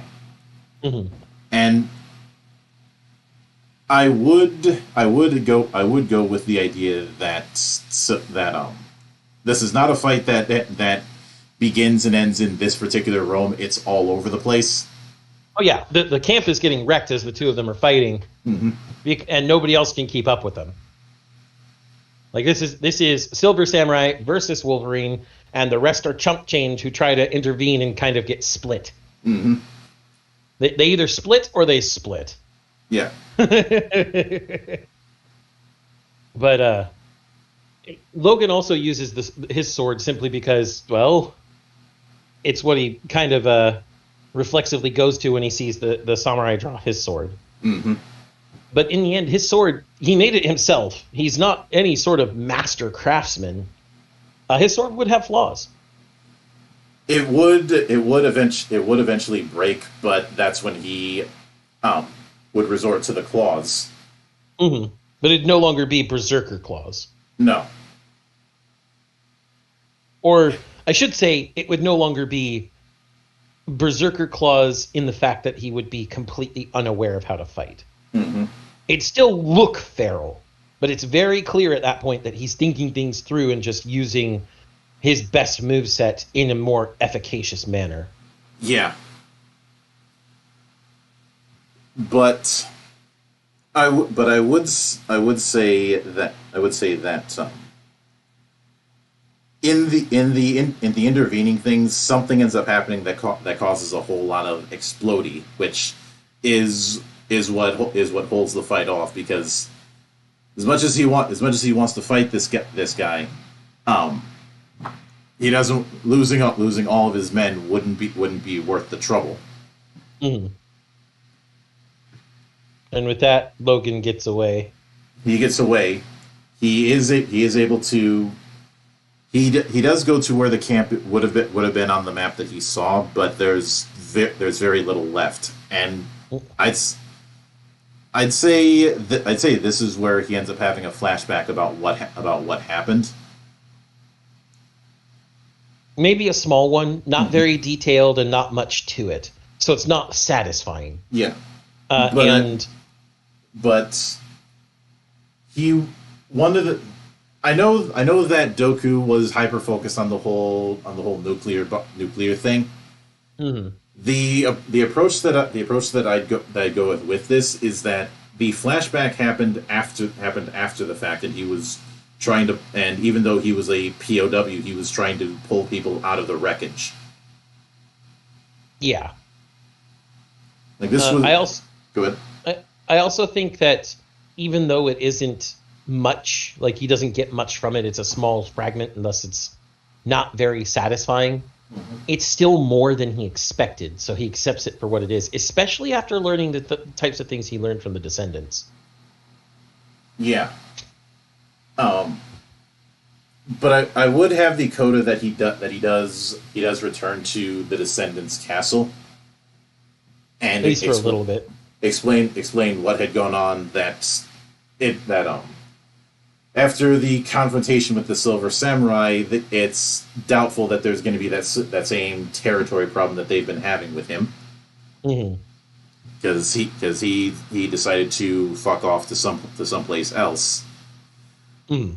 And well, they're not interested in pursuing him, but I would say that they drop the implication that they have associates all over Japan, and the coda of this being, first off, reforging his sword to actually have some better metal. Secondly, him through the connections that they have actually having Japanese citizenship. Mm-hmm. And then after achieving all of that, he'd return to the States. Mm-hmm. He would return to the States, but when he gets back, you could easily have Charles or somebody else mentioning that he seems a bit different. Mm-hmm. And you could also, and then you give him the whatever his next clue is on his journey towards himself. And what that clue has to be isn't important. It's just that this is a open-ended ending. Yeah, he's going on. He's continuing the journey. Mm-hmm. But that's the intent of that ending. That he's continuing the journey. Now, when it comes to that's how we'd handle Wolverine. When it comes to Iron Man, And we spent like an hour and a half on Wolverine alone. Yeah, that's because there's a lot. I don't think we'll be spending as much with Iron Man. That's because now we actually have a format to build around. First off, what's the next X-Men? No, X-Men is number 3. Okay, I miscounted. My bad.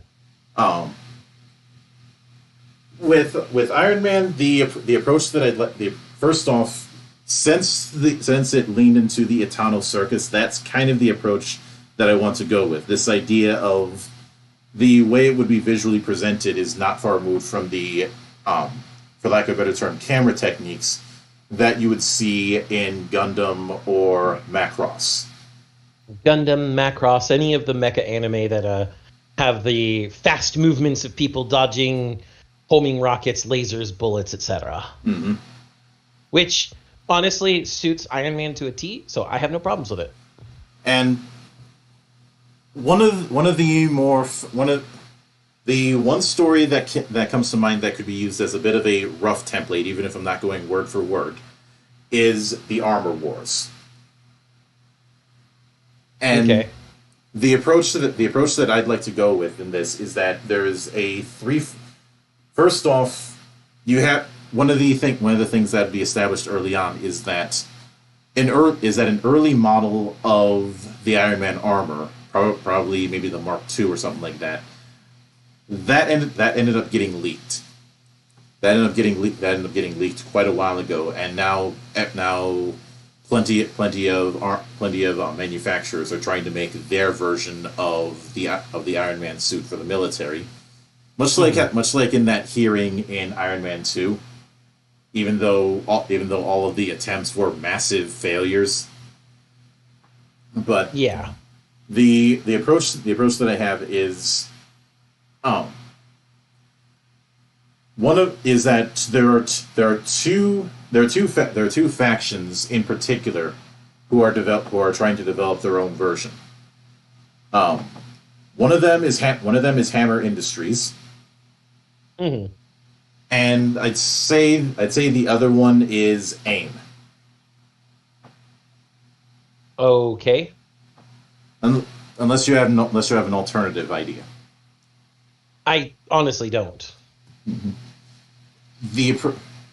But the thing is, both of them have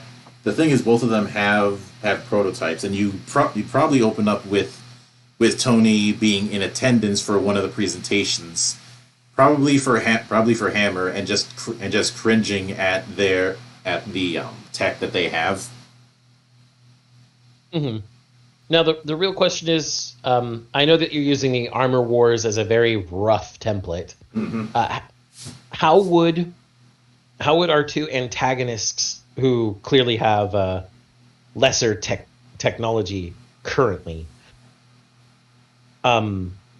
refine and revitalize their technology to be on par with Iron Man? I would say that they had a benefactor. Okay, so I would say that the benefactor this time around should not be the Spy Master, for sure. No. Because the Spy Master, I believe, was the one who gave Hammer the Tony the Stark designs. Mm-hmm. And the mystery of how they got leaked is not one that's meant to be solved here. Yeah, it's just someone leaked something to them. That's all we really need to know, mm-hmm. in order to set up the fact that Hammer. I'm just going to say Hammer at all because Hammer is probably going to be the face of this whole thing. To be honest. Yeah. Hammer is the approach that I'm going with is that both of them are taking different approaches. AIM's approach is far more on the AI on the idea of an AI assisted suit.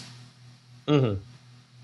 Whereas Hammer is built more along the idea of weaponry. Yeah. Oh. I would have it that even though Iron Man is the focus, of course, I can't have Iron Man without having War Machine. Mm-hmm. But And War Machine's much like, since we're going with the whole this is anime thing, and Iron Man's going to be our main hero who's agile and powerful. War Machine's going to be agile, though not quite as agile, because he's going to be focusing on big gun support. Mm-hmm. Oh, just remember the support platform is not kill stealing; it's kill confirming. Mm-hmm. But because of that, the within this presentation, obviously there's a lot of pomp and circumstance, but Tony is not impressed. Of course not. And right now, Hammer still has some really shitty tech. Mm-hmm. I mean, they've been able to figure out the whole thing of integrating the weapons part of the platform, but the idea of full on integrated weapons still eludes them. Whereas AIM has an AI assisted suit, but the performance is significantly demanding. Yeah. Much like how in Kamen Rider Agito, the AI on the G3X suit was far too demanding. Mm-hmm. Yeah.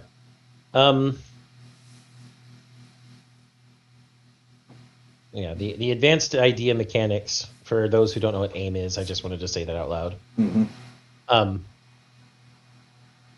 Would definitely be the people who work on the software / firmware version of the team up between them and Hammer would definitely be the one working on the hardware. Yeah. And so, Stark being Stark, because it's Stark, he would point out the flaws. Mm-hmm. And also show how they could be a danger to pilots for another one. Like, yeah, having a shitty weapons platform that doesn't have very good integrated firmware, or having a firmware that's way too stressful on a pilot, both are bad. Both will cause issues, and both will kill people. And because it's still Tony, when he presents the flaws, he is a bit of a dick about it. Tony's always been a dick. And because of Tony's celebrity status, both AIM and Hammer are just completely embarrassed about the whole thing. Mm-hmm. Which I would go with the whole thing of Rhodey telling him, dude, you might want to back off. You might want to back off. That's borderline slander. It's like, no. What are you talking about? I just told the truth. It'll be fine. Then we cut to all parties in front of a congressional hearing, and it's like, it'll be fine, you said. He still wins. He still wins, but the idea of being in front of Congress again isn't a complete victory. But he still wins. He's like, I told you, it'd be fine. Mm-hmm. We were there again. You told me it would be fine, and it turned out fine. We won. And if it sounds like I'm making Rhodey into a bit of the straight man, that's because I am. I know that in the films, Pepper was kind of the straight man, but Pepper is more of the conscience. If there's anybody who's the on the ground straight man, more often than not, it's Rhodey.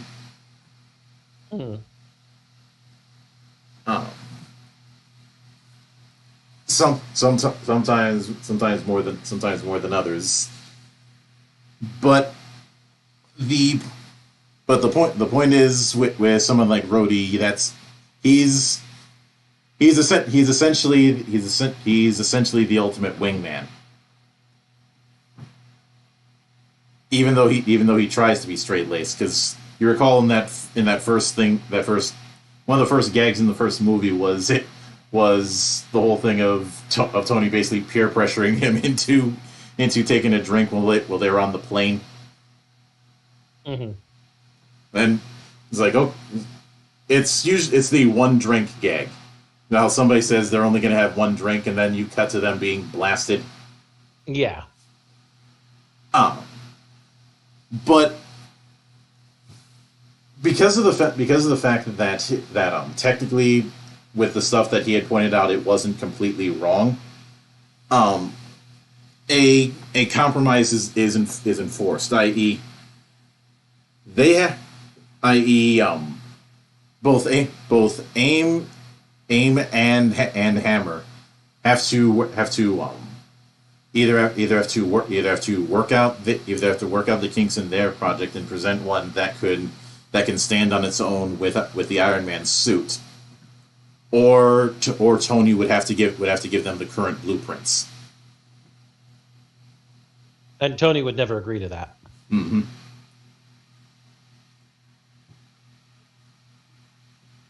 Because and the reason why he would have to do that is because if he doesn't, then they're allowed to pursue that kind of recklessness.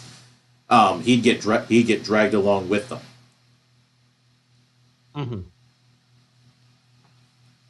And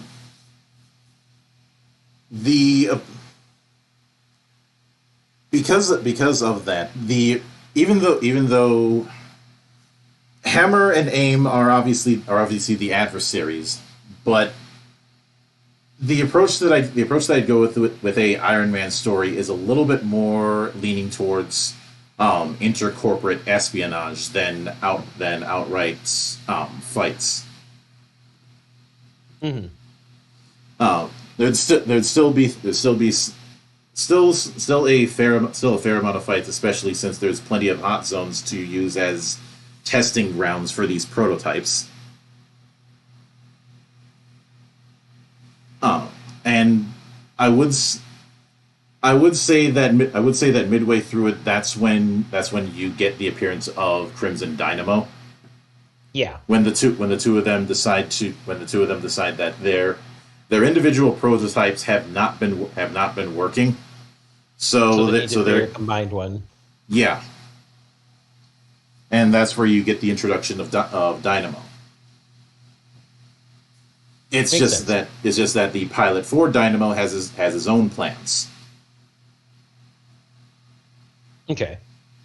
And that's how you would culminate that in a fight between Dynamo and Iron Man. Along with all the tasty dodging missiles and lasers and bullets, action galore. Mm-hmm. Explosions and quick zoomies, and there'd be a lot of that in this confrontation between the two. I would say one of the things that would culminate is a new build of the Mark, because at the time we were still dealing with, I think, the Mark III suit. Mm-hmm. And probably even further advanced, because yes, I would intend on getting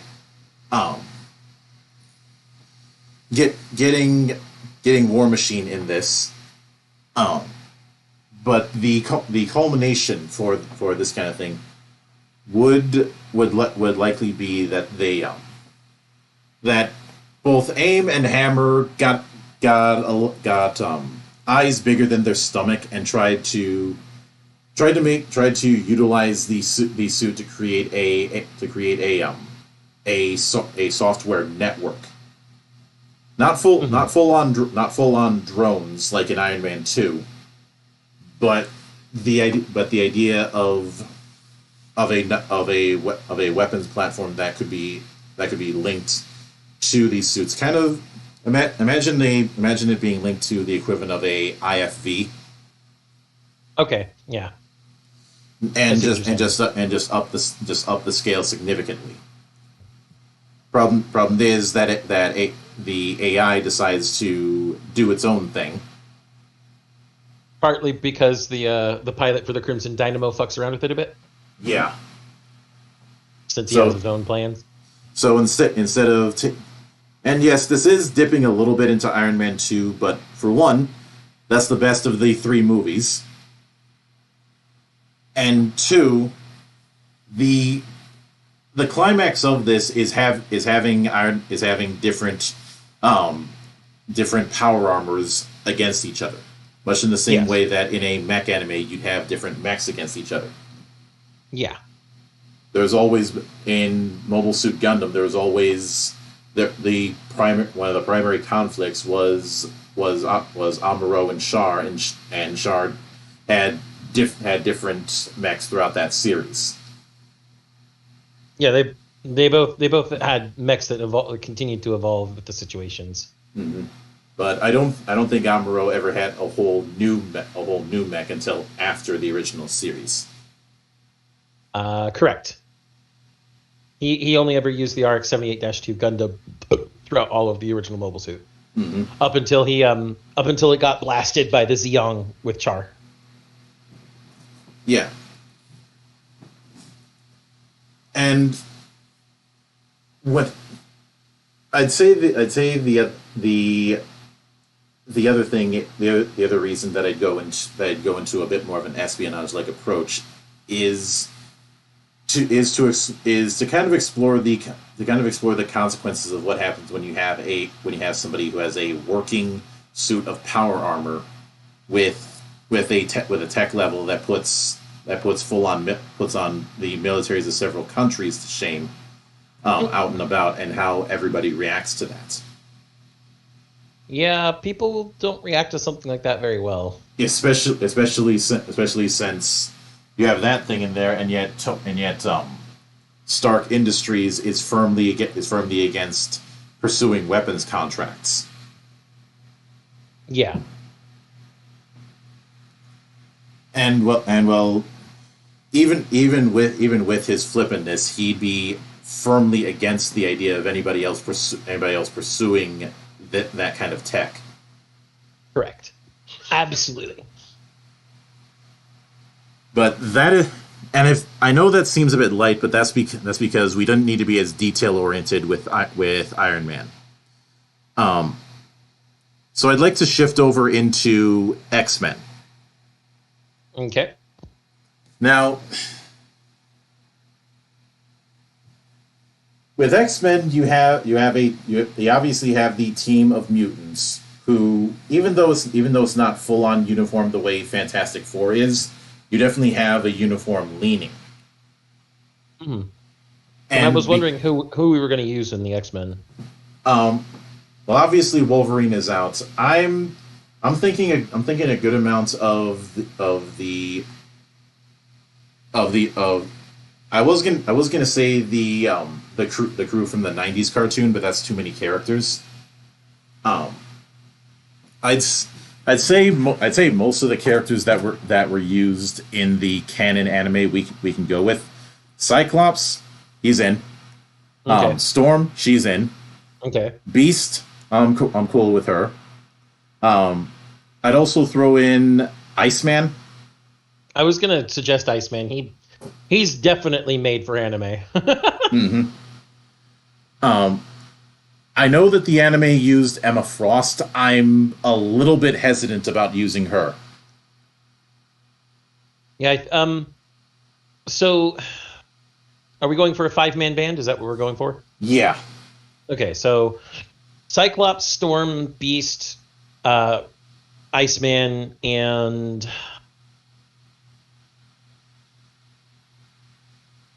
trying to think of someone who doesn't overlap too much there. Gambit? Gambit would be nice, actually, yeah. He's stylish too, so. Because I was gonna say either Gambit or Jubilee. I think Gambit would be the better choice. Mm-hmm. Simply because you've got Cyclops. He's our. If we had to make comparisons to other Marvel characters, Cyclops is our Boy Scout. So he's definitely our Captain America XB, even though it's X being from the same franchise or the same studio. Excuse me. And so we've got our team leader. We've got our Our second in command is likely to be Storm. Just because of how long she's been around Xavier's school for gifted youngsters. With Iceman, we've got our comic relief. And also, he's a pretty cool guy. Ha. Hey, that was necessary and you know it. With Beast, we've got our... Beast would be the voice of logic. Yes. Our voice of logic, who still has a feral side, thus the name Beast. I mean, the implication of Beast was always the Dr. Jekyll, Mr. Hyde thing. So, and then of course, once we finally add in Gambit, we have our snarker and stylish guy. First off, let me get this out of my system first. Okay. Since we've mentioned some of about the emphasis on motifs. The motif that we're going with the X-Men is tokusatsu leaning. Not full on poses and everything like a Super Sentai, but some sort of middle ground between that and Kamen Rider. Not as dark as Garo. Yeah. Maybe leaning into the tone of something like Ultraman. Yeah. And I was actually going to go a step further since I knew you were going to bring up tokusatsu. It's almost like I planned this or something. If we want people to identify quickly with our Toku team of X-Men, and you really identify with colors, even though we have always said that colors as personality traits is not a good idea. Cyclops is the red, which makes Gambit the black. Yes. It makes Storm the blue. And Beast is likely our green, which, of course, for Iceman leaves our yellow, even though he's made of ice. It's not like we'd use those colors one to one, but obviously, there's no better mentor in that regard than Professor X. Yep. Professor X is our mentor character. Yeah. But essentially with these color schemes, you get the idea of who the leader is, who the cool second command is, who the jokester is, who the logical one is, and who the suave one. Because in a lot of tokusatsu, at least recently, starting with, I would say all the way back with Bokenger and just coming forward, many of the black colored rangers have been kind of standoffish show-offs, I don't know if that was intentional. I'd say that goes all the way back. I'd say that kind of thing goes all the way back to Jetman. I'm talking about the consistency. It became a little more consistent starting with Bokenger. Obviously, not every series, and as we said, colors as personality traits is not a good one-to-one. There's a reason why we ranted about that with the Power Rangers RPG. That's why I prefaced everything and why I said this isn't exact. But we've got our team, our core team of people working together. What's our conflict? There's now here, unlike all of the other ones we will be doing tonight. When it comes to the X-Men, this is where we are kind of spoiled for choice. It would be very tempting to use Magneto and the Brotherhood. I think that's been overdone. Yes. Honestly, I think that's been way overdone. I love Magneto. I love the Brotherhood. I love House of M. But god damn, do we not use enough of the other story beats from X-Men? I would honestly. I know that that Doku had suggested Mr. Sinister earlier. I'm not too keen on using him. Yeah, I think he's a little passé for something that we're equating to a tokusatsu season. But there is one faction that has repeatedly shown up in X-Men throughout the years that I think would tick all of our boxes. Sure. That is the Hellfire Club, and in particular, Sebastian Shaw. Okay, I can see it. Sebastian Shaw as our B-Bag. Mm-hmm. All right. Yeah, I could see the Hellfire Club. You know, he has all of his generals and everything there too, so I could see it. I would say within that inner circle, that is where you slot in Emma. Yeah, Emma. Who else would we throw in there in that inner circle with Shaw and Emma? Once again, spoiled for choice because there's been a lot of members of the Hellfire Club over the years. I mean, let me just pull up a list and see if I can get some good. see if we can build ourselves a good bad guy crew for this X Toku. Mm-hmm. Let's see here. I do have to put in one side rule since we're leaning into Toku with this. Would it be too much to ask for the opening theme to be performed by Psychic Lover? Ha! Psychic Lover is the best. There is the reason why we love it. So we have Shaw. Mm-hmm. We have Frost. Who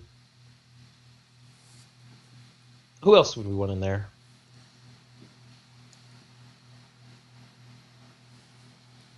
Let's see. And I will admit this: the main reason that I'm going with Hellfire Club, aside from the fact that it's a faction that is criminally overlooked as a villain faction.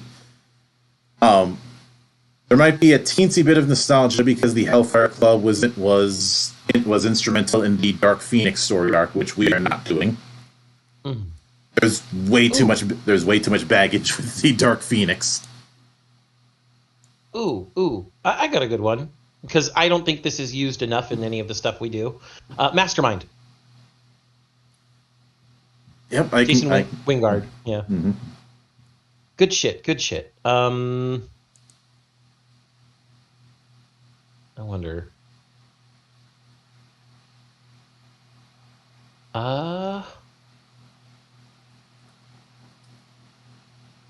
Yeah, I can go. There's like you said, we are spoiled for choice. So I'm looking here at all the choices. I'm like, who? What? I mean,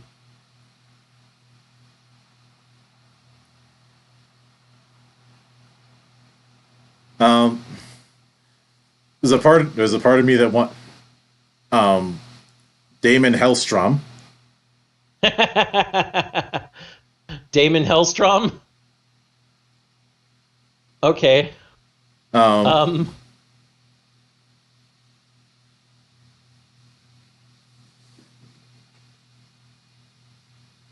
Maybe Donald Pierce.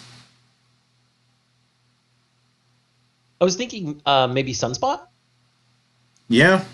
Roberto da Costa, I can go with that. Yeah, because, we have the ice guy on our team, so the bad guys got to have their sun guy. Mm-hmm. We got an illusionist who fucks with people greatly. Mastermind is such a fucking cool guy. I swear to God, he's never used much. Mm-hmm. Shinobi. Obviously, you want Shinobi Shaw as well? I want Shinobi because I want someone who can act as the Starscream in this group. Oh, okay? So you want Shinobi around to try and take down his own dad? Got it. Yeah. I like that idea. So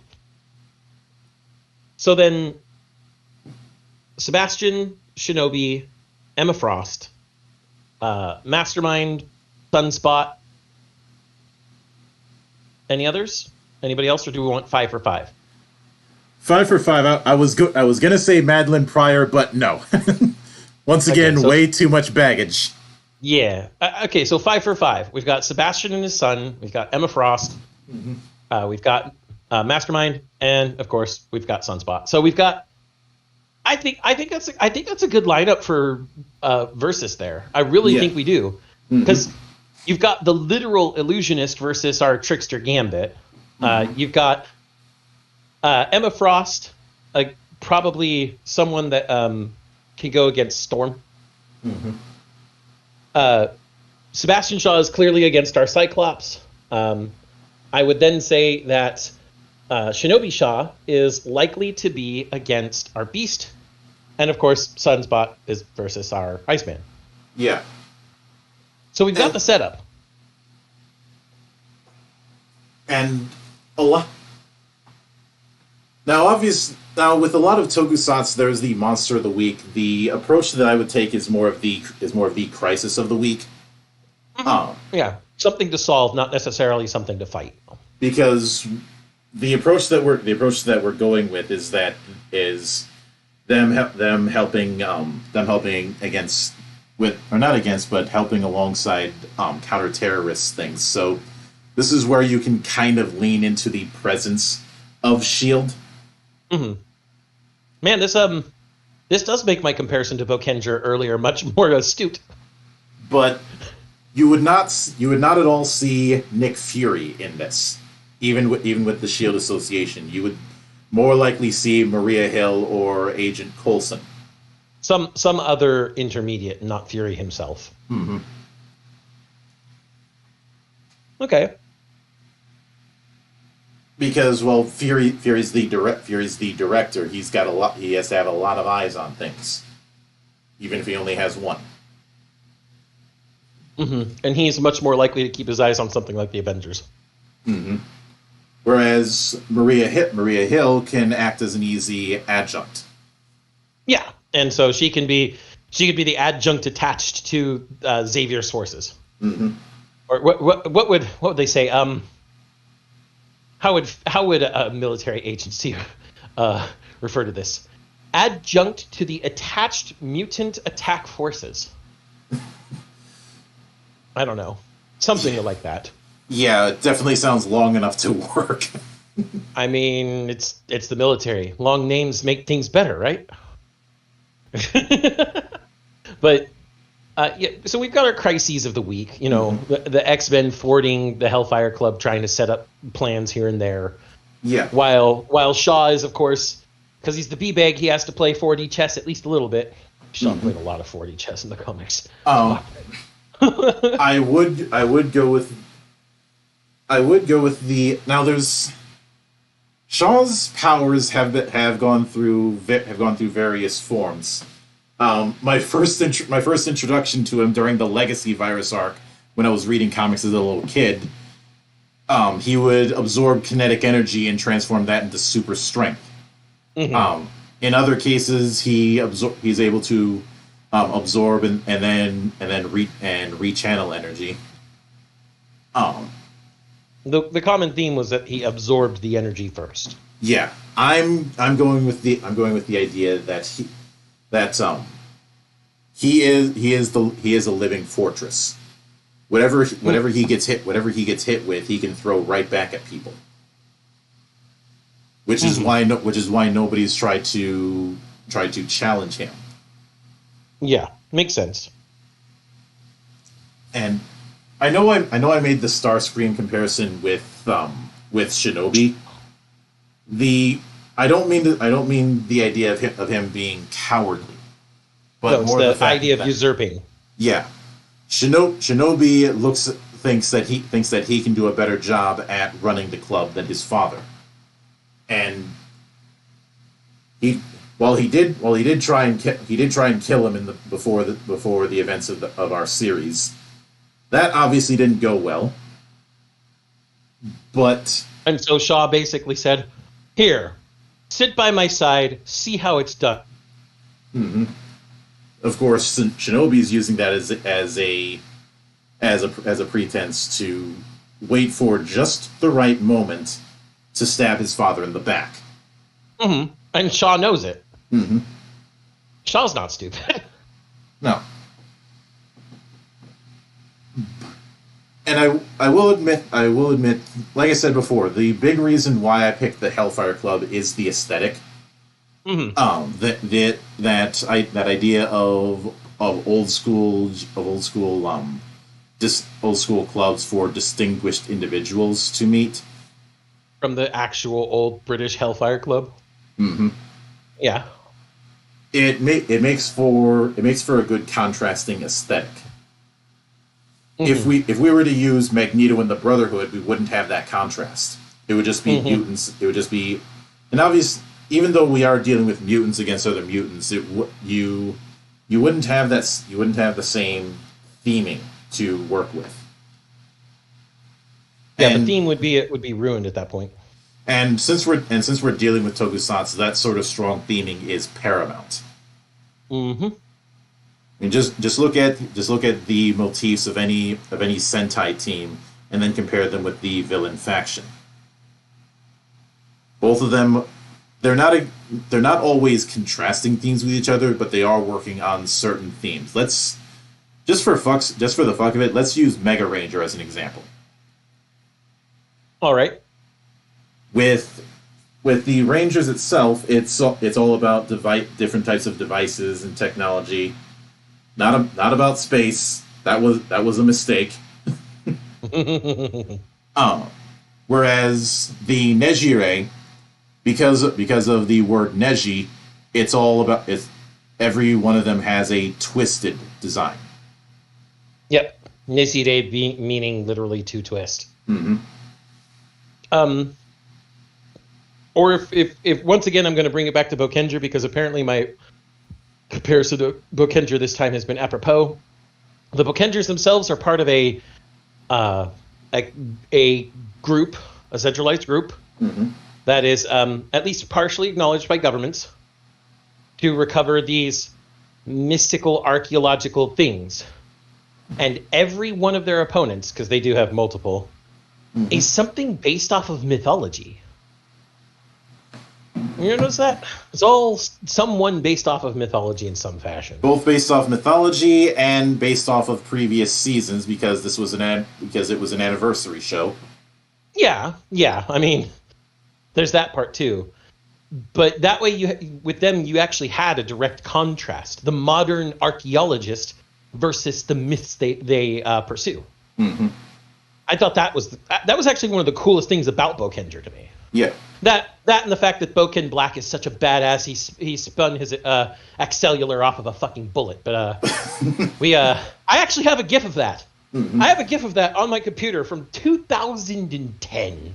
Yeah. When I was live streaming Sentai onto livestream.com when that was still a place. Mm-hmm. A little bit of my dark past. Yeah. But yeah, we have those contrasts, the themes versus the other themes. Sometimes they are directly contrasting themes, and sometimes they're just, one theme and another theme. This time we do have that directly contrasting theme. Yeah, but this particular story is of the four of them. This would be the closest to being what one would expect from a superhero story, because the other three are far more personal. And you can't really do that kind of personal when you're dealing with a group story in the amount of time that we have. Yeah, and ensemble cast. Mm-hmm. We've done ensemble casts before. We're old hat at this now, Monk. Yeah. But this is also why choosing the particular members of that group is so important. Some of them we avoided, obviously, because too easy. Like, It could have been very tempting for us to go with Jean Grey, but she is way, way, way overexposed. Way overexposed and way, way, way too much baggage. Yeah. Holy shit.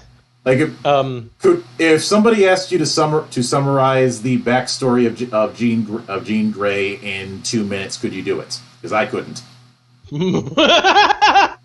My summary would be, fuck you, read wiki. I would have an easier time disassembling an AK while upside down and blindfolded. Disassembling AK low bar. Upside down and blindfolded, not so much. But you only said that. Never mind. Well, if I said disassembling a stand, that'd be a really low bar because stands are stupid easy to work with. That was the point. Yeah, but I was about to make a comparison to Major Payne, or his hobby is to hang upside down and blindfold himself. Well, I brought up that part because I knew you'd get it. I get it, but then I was going to make my normal joke, and then I was like, nah, low bar. Yeah. I appreciate your restraint. But a lot of the individual stories would be involving some sort of attacks and gradually putting clues together about the Hellfire Club's involvement. And I am going with the theme of some of the clues being chess pieces. Because well, I mean, the Hellfire Club, I know. Some of the themes being chess pieces. I would also say that even though they're preventing the obvious stuff, they're missing some things that aren't as obvious, which is just what Shaw had in mind. Misdirection. Because his true goal, whatever we make it out to be, it's not really important what that detail is right now. Is something bigger, and that's what the final run-up would be. As they're solving these things, maybe they get a lucky break. Maybe they even manage to capture someone. Like they capture Sunspot. He is the youngest and least experienced of the five we named. Yeah, and I'd say they capture him, but because of the fact that they don't want him spilling anything, the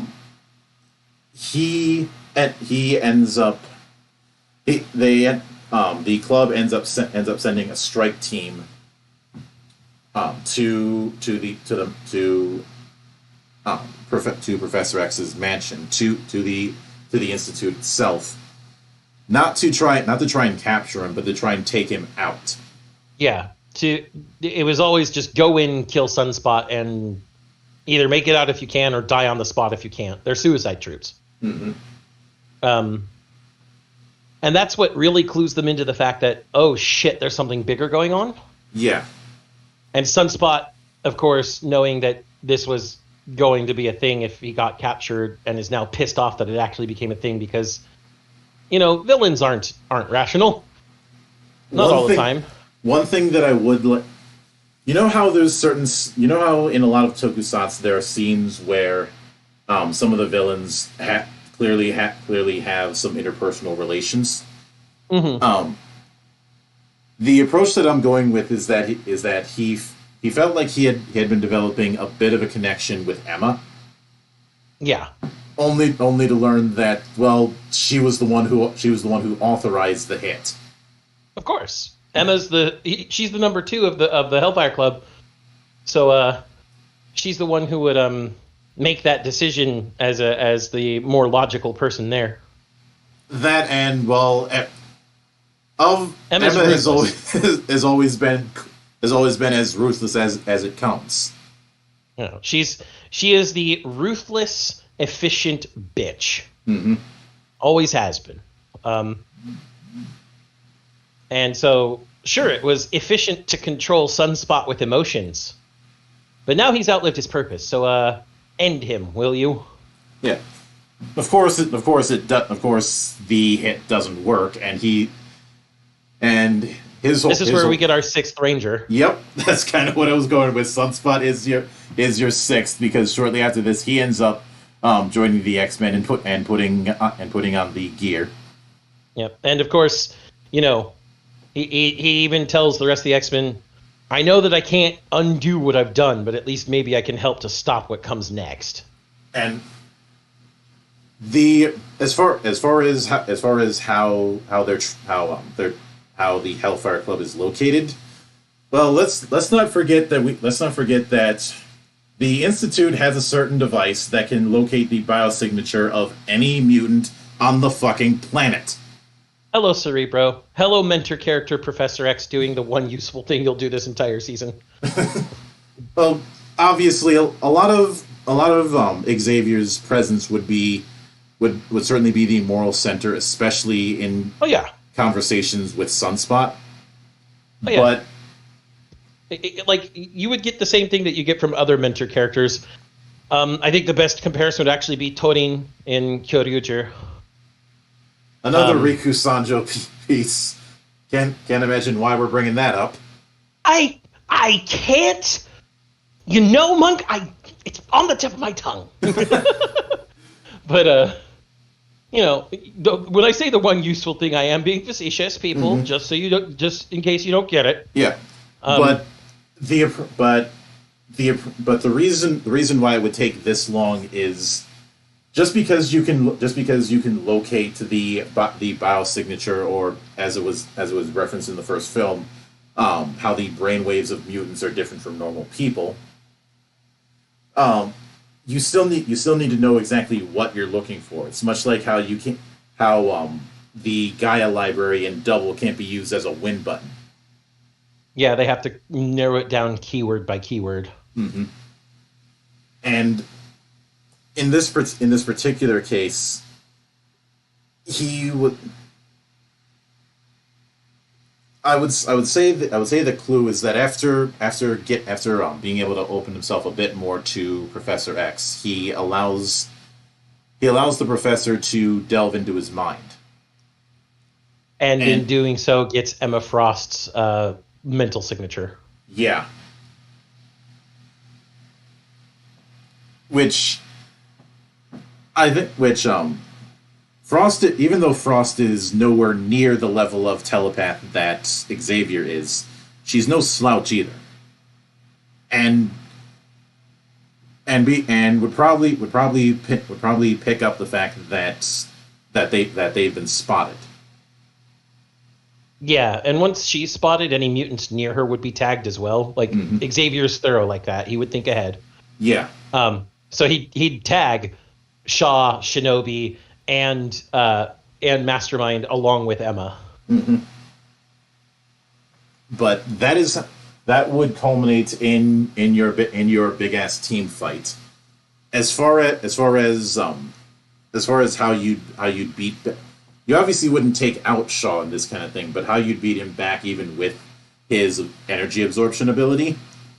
Well, the way most energy absorbers are beaten, overfeed him.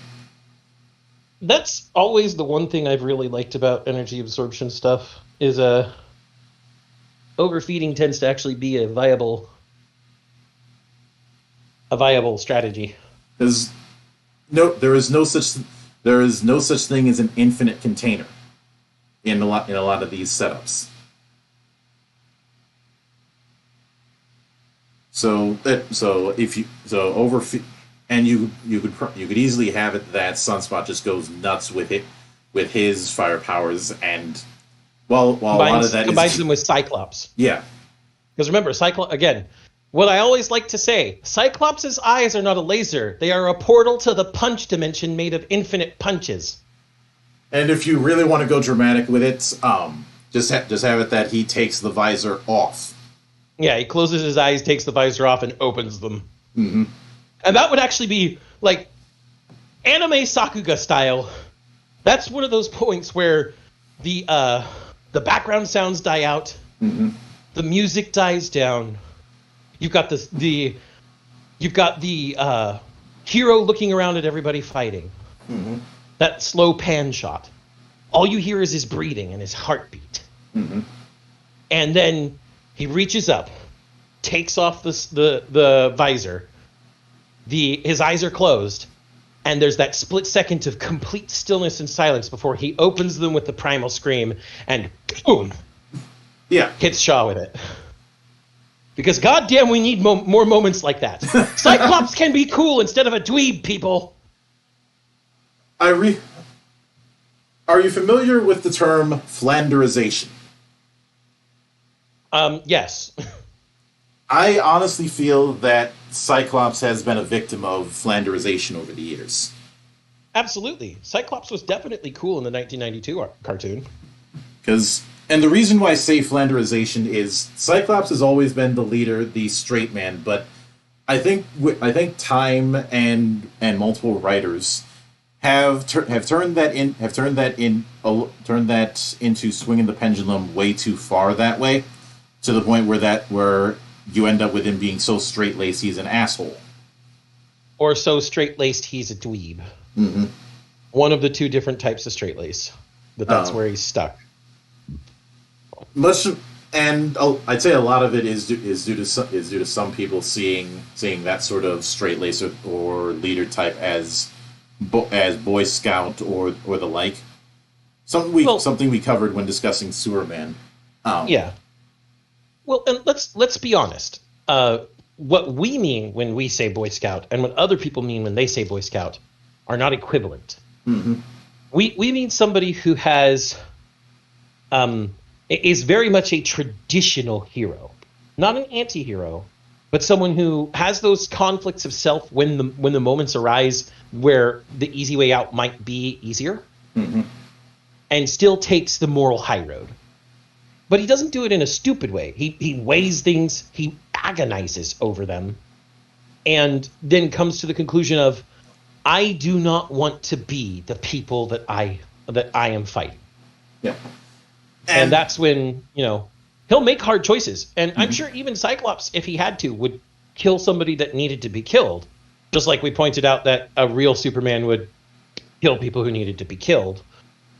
But Cyclops, I'm always afraid to tell people that one of my favorite X-Men, like not afraid, but like, I just don't like getting jeered for it, basically.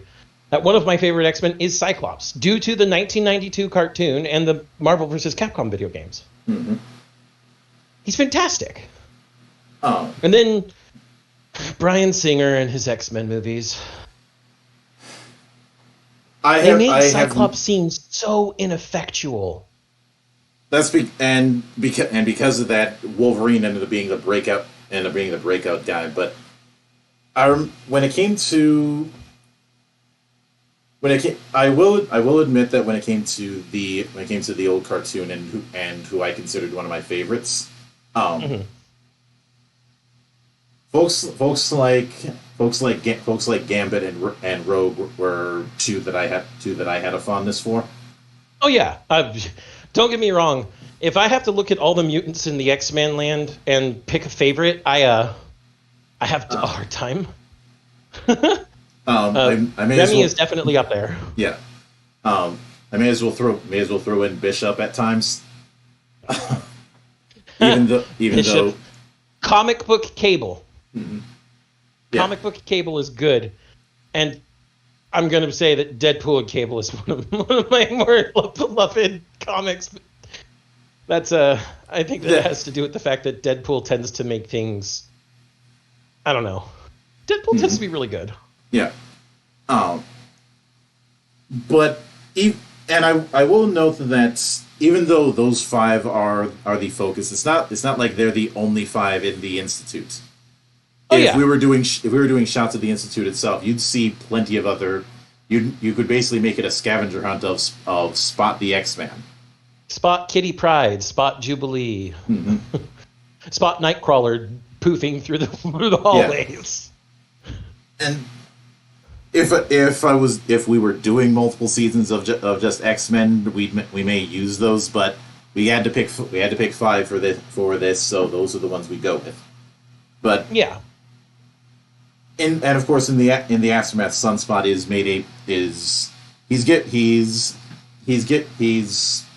he's given a kind of probationary status, not with the X-Men, but as far as S.H.I.E.L.D. is concerned, because technically speaking, he is an accessory to terrorism. Yep, but of course, Xavier would intervene because it's Xavier for you. Mm-hmm. And the approach is given is that he's in a probationary state as long as he's within the supervision of the X-Men. Yep. The moment he goes rogue, S.H.I.E.L.D. will take him out with prejudice. Mm-hmm. And that's part of the deal, and that particular deal being made is the one time where you could get away with having Nick Fury show up. at the very end of everything, where he has to show up because he has to give the pardon or the spiel himself. Mm-hmm. I could see that, but it'd also be the part where Nick Fury shows up to start intimidating Sunspot, and then Charles shows up and says, "Fury, stop badgering my student." Because it doesn't matter if we use the original Nick Fury or the Sam Jackson Nick Fury. The point is, he's an asshole. I would, the way that I would have him animated is that no matter what, he is always intimidating with his presence. Yep. And Charles is just not intimidated. Mm-hmm. And so that would be, I think, our coda for that. You know, Sunspot getting his little probationary hearing thing from S.H.I.E.L.D. and accepted by Xavier, and them going back to classes. Because, you know, classes are a thing. And since I mentioned Shinobi being the Starscream of this, the way I would have that culminate is when Sebastian is on the defensive, trying to get assistance. Mm-hmm. But it turns out his son fucked off midway through the fight. Yeah, Shinobi runs away when he sees things aren't going to plan. Mm-hmm. I mean, that's just him. And this isn't a cowardice thing. This isn't him afraid of what's happening. What this is him taking a cost-benefit analysis to the current ongoings, realizing they're going to lose this fight, and going, you know, old man can take the fall. And skipping out with you might get that scene of the villain fading into darkness while chuckling under his breath in a sinister manner, like. That's if you were going to do that that bit of tease, he'd probably call up either Mastermind or Emma, saying saying afterwards, you seem to be in a jam. You need I can help if you'd like. Emma would actually, knowing Emma, despite her being a ruthless bitch, she seems like someone who would be more loyal than Mastermind. Mm-hmm. So she'd probably tell him to fuck off, at least at first. But Mastermind would likely take him up on it. Yeah, and well, the thing is, unless I am completely wrong, Shinobi's powers have been phasing. Let me. Yeah, he alters his density. Mm-hmm. Alters his density so that he can phase through solid matter. Mm-hmm. And because of that, it wouldn't take much for him to sneak into any prison. Mm-hmm. But obviously that's beyond the scope of this. It's just that he made a tactical retreat at the 11th hour, and yep. as far as why Emma, a telepath, didn't pick up on that, well, you have a much stronger telepath who could easily run interference. Yeah, Xavier was probably running some interference just to keep her from fucking with everybody too much. Mm-hmm. I mean, she's still fighting against Beast, and well, they're both the tacticians of their group, so there's all that. Yeah, and that brings us to the final one with Blade, which was the interesting choice. Mm-hmm. It was an interesting choice. I wouldn't, if I'm being honest, if I had to pick 4 series for this, Blade would not exactly be my first choice. I understand why they did Wolverine separate from X-Men due to the popularity. Mm-hmm. But if it were going to be a Marvel project where you want flagship type characters, let me guess, you'd go with Ghost Rider instead. Ghost Rider. I mean, if I really wanted to appeal to the West, I'd throw in Spider-Man instead. Like, I know we've had an anime Spider-Man and other things before, but this would be a chance for... Given the time period, I think Spider-Man was still wrapped up in Sony, so that was out. I know. Spider-Man was still wrapped up in Sony back then. Mm-hmm. There's other iconic characters you can throw into this. Some really iconic ones that I think would have fit better than Blade. Even though Blade was a really good live-action series of movies, as a comic, it's always been pretty niche compared to other Marvels. Most of the time, first off, the earliest form of Blade was in Tomb of Dracula, which was more about Dracula, obviously. And that's the name. And outside of that, it's mostly been in team ups like the Midnight Suns or the Night Stalkers. Occasionally teaming up with Ghost Rider and other supernaturally aligned characters in the Marvel universe. I mean, hell, another one that would have resonated with both populations really well, the Punisher. I would have loved to see anime Punisher. I mean, we did in that Declassified movie, but that was still within the playing it straight kind of thing. So no. And truth be told, if we're doing Punisher, I'd like to do Punisher by way of John Woo. Okay, I see what you're doing. Complete with pigeons. I know. But there's a bunch of much more recognizable Marvel heroes that can fit the anime aesthetic really well that they could have used. I'm not saying Blade is bad. Blade is fantastic when you get the right ingredients put together. But Blade is also not a standalone in most cases.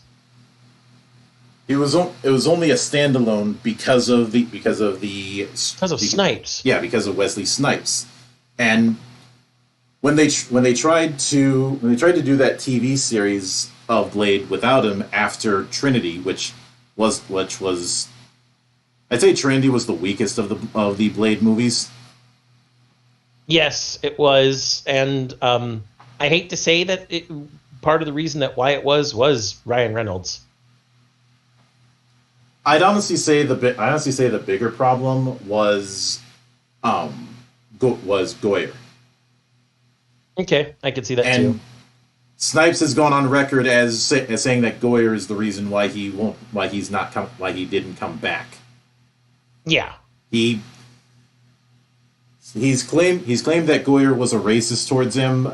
I obviously can't confirm that, but I have heard stories about Goyer being an asshole. And let's not forget that this is the same guy who, and I know I've mentioned this story before, but he claimed that She-Hulk looked like a porn star. Mm-hmm. To which I say, maybe if Axel Braun was directing, but that's too obvious. especially since he seems to have better costume design than people in the MCU.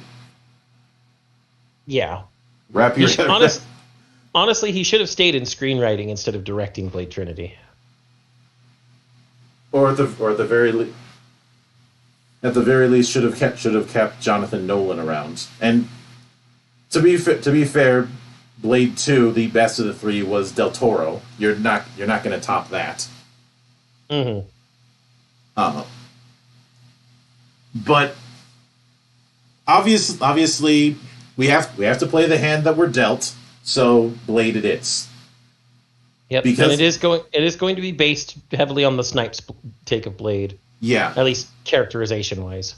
I'm not making him bald. That was a dumb idea. Mm-hmm. If we can't get Snipes to voice the character, if we couldn't get Snipes to voice the character in that hypothetical, we'd probably get as close as we can in both appearance and voice, but certainly in appearance. Yeah. Well, I mean, this is anime, so like an appearance is easy. Yeah. We just get an anime version of Snipes. I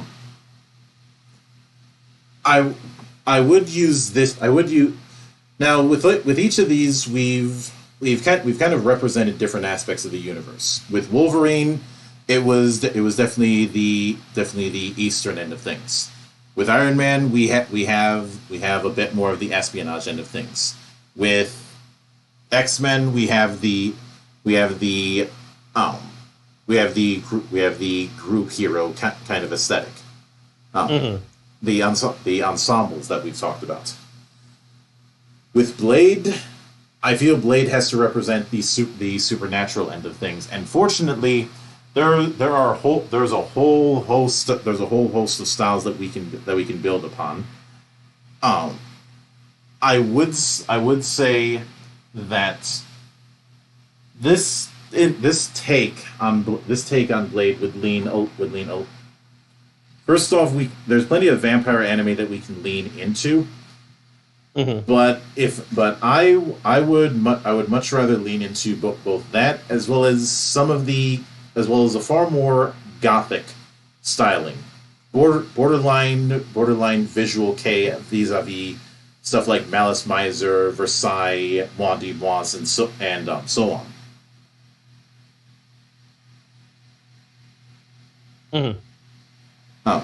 And I don't mean gothic as in go full Castlevania, but the neo gothic aesthetic that really broke out in the 90s.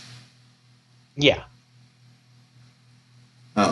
So less of Castlevania and more of, I guess, Vampire the Masquerade. Vampire the Masquerade, or I mean, modern, maybe the Aria of Sorrow, Dawn of Sorrow sets of Castlevania.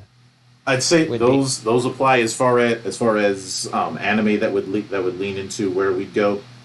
It'd be tempting to bring up Wicked City, but we've already referenced one Kawajiri work. I don't want to do that twice. Trinity Blood is tempting, but Trinity Blood is too high tech. Stuff like Blood, i.e. Blood the Last Vampire and Blood Plus. Blood C and Blood C. Yep. Would certainly work. I'm told Vampire Knight would fit in this, but I haven't seen that anime, so I can't say for certain. Although from what it looks, it might be a little bit too bishonen for our tastes. Not for our tastes, for what we're trying to do with this.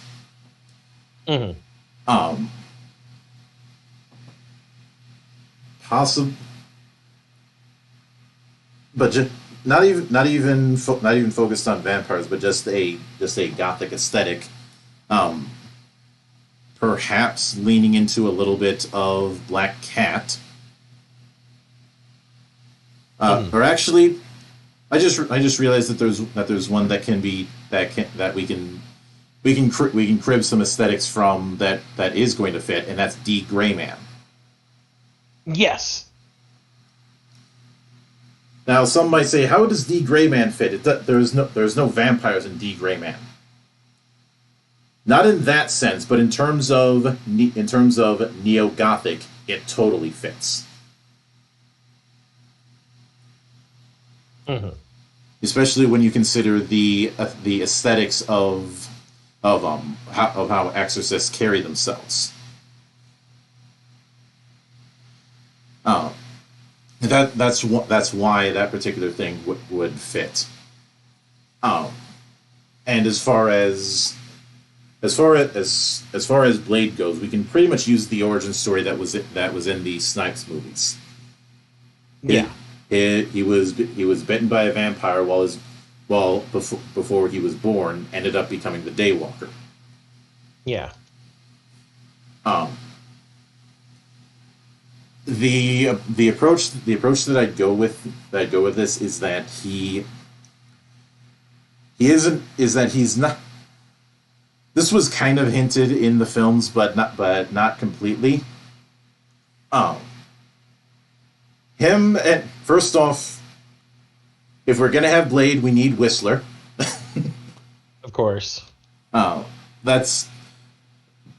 But I'd say that the two of them act as one cell of a whole network of vampire hunters all over the globe. Yeah. It's just that each of them have a kind of territory system. Blade himself is in one particular city. I know it would be tempting to use New York but New York is used way too much in Marvel for obvious reasons. I honestly think some XP of Boston would work better for us. Boston?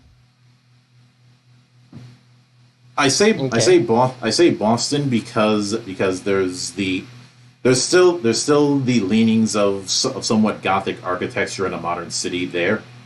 Yeah. Okay, I see what you're saying. And a place like London might be tempting, but it's way too obvious. Plus, Eric would stick out way too much in London. Yeah, that's absolutely true. Mm-hmm. And while you could go with Eastern Europe, especially given that a lot of that neo-Gothic vampire aesthetic kind of came out of the club scene in Eastern Europe, especially places like Amsterdam and Germany. Mm-hmm. Again, that'd be a little bit too obvious. I feel like with Blade just setting up this world, it has to be someplace in the U.S. And of the major cities I can think of, the one that fits our neo-Gothic aesthetic the most is Boston. Okay, I can agree with that. Boston's pretty good. Yeah. Even if New York wasn't as overused in the Marvel universe, the other reason I wouldn't go with it is that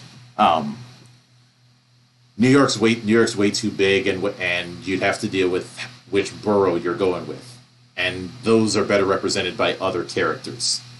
Mm-hmm. Like how Spider-Man represents an entire borough unto himself. Yeah, specifically Manhattan Island. Uh-huh. You have the fact that Harlem is best represented by Luke Cage, and there's innumerable amount of street level heroes that fit within different parts of New York City. Yep. That's why New York is off the list. Yeah, New York's got a lot of heroes, and they all take up very definite territories. And of the four that we've gone with, Blade is the closest thing to a street level hero, even though the hero part is in heavy quotations. I mean, that's because he's murdering, but only because he's murdering vampires. Mm-hmm. Blade is very much in the world of Marvel. Blade is considered an anti-hero, even though if he is in a standalone in his own world, he'd be considered a full hero, just a Gothic hero. Yeah, and I do think, given that, I do think it's important to lay out the difference between a traditional hero and a Gothic hero. Yeah. Traditional heroes are the ones people can look up to. They're the ones who save the day. A Gothic hero is someone who saves the day, but it's far more incidental. Mm-hmm. That of course is a massive simplification, but it'll work for our purposes. And when it comes to Blade, his pursuit of vampires isn't revenge or anything like that, but a need to eradicate this threat.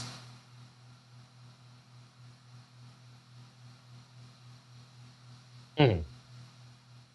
Just more of the fact that he just despises the presence of vampires because, well, he despises having to deal with the thirst himself.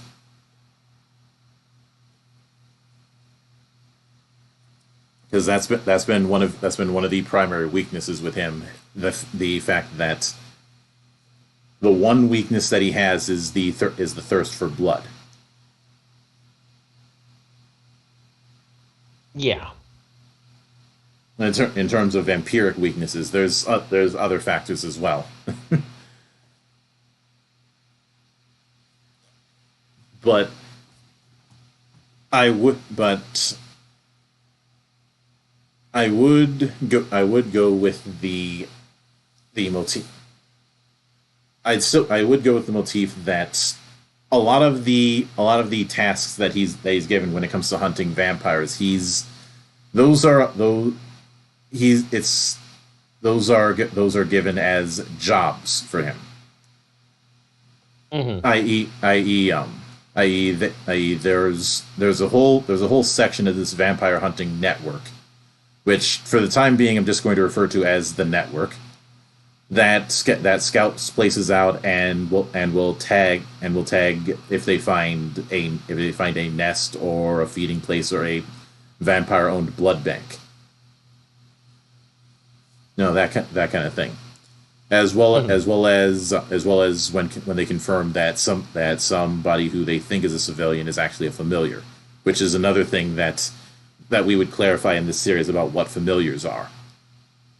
Yeah, we'd have to clarify a lot of different things, just for the world building. But those things are things that we can probably pull from the comics. Yeah. And I will admit that when it comes to what we'd be pulling from, it's some aspects of the comics and some aspects of the film, because comics back adapting things from the film is nothing new. I'd say one of the biggest examples of this is how Mr. Zero became Mr. Freeze in the comics. Mm-hmm. Mr. Zero was just a gimmick villain among many. Then Heart of Ice happens, and Mr. Zero is retconned into Mr. Freeze. Yeah. And taking that approach, it would be tempting to have the musical identity akin to a Castlevania style game. That's not the approach I'd go with. Mm-hmm. I mentioned that a lot of the neo-Gothic scene was built on the club scene in Eastern Europe. So a lot of that music is what I'd go with, especially for fights. And hell, even the first movie did that, because I think they brought in the two-man act, The Crystal Method, to help with some of the music. Yes, and The Crystal Method is fantastic. Mm-hmm.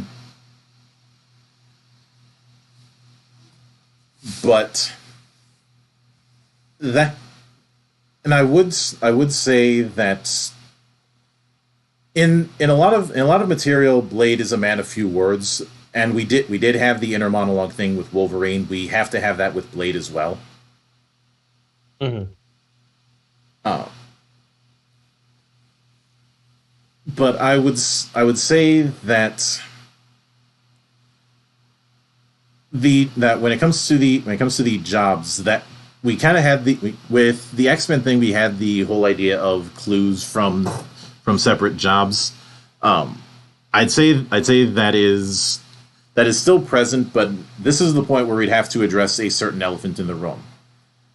Because of the fact that Blade's not exactly a standout character in the traditional sense, Mm-hmm. he doesn't have a excess of choice when it comes to a rogues gallery.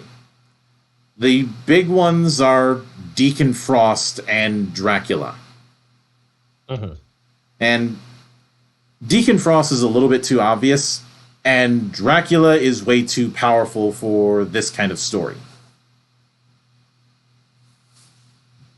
Yes, we'd have to come up with, I think, either our own end villain or acknowledge that this is just a day in the life of Blade.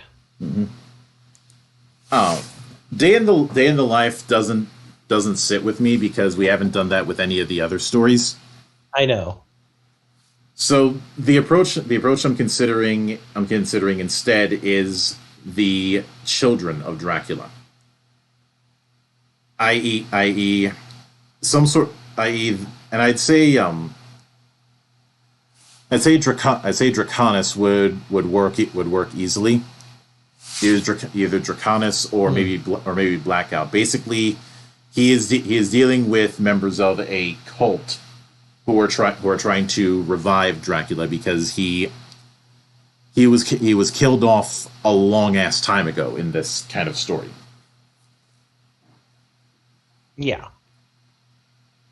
Either killed off or put to sleep through a stake. Whichever. The point is, Dracula's out of the picture. They want to put him back in the picture. Mm-hmm. If that does sound like the whole blood god thing that was in the first movie, well, it's not too far off, and that's a premise that's been used plenty of times. But I would say that because we can't have the cast of heroes be solely Blade and Whisper. Not Whisper, Whistler. I don't know why I said Whistler or Whisper. Because they're two words with the same amount of or nearly the same amount of syllables and one letter's difference. Yeah. Well, two letters difference technically, the T and the L versus I would have it instead that the midnight that there are other vampire hunters or supernatural investigation people who are involved with this, and they're seen as tepid allies at best when it comes to Blade. And there are several examples that we can build upon. If we need to bring Doc Strange into this briefly, you can do him. I wouldn't personally, but that's a possibility. Morbius is certainly a possibility.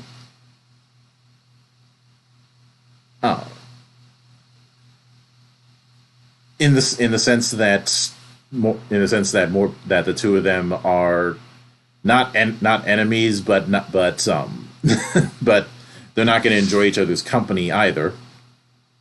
Mm-hmm. Hannibal King and his crew would definitely be the strongest quote unquote competition. And I would go with the mindset that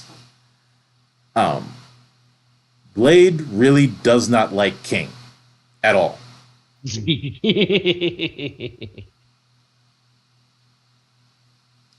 doesn't outright pick a fight with him, but every time he's in the same room with King, he's giving him the stink eye. Of course.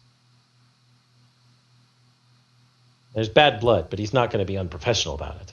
Mm-hmm. He might snark a bit, though. That is Blade. Yeah, it's part of it is he doesn't think most regular humans should be involved in this kind of thing, and King is 100% human.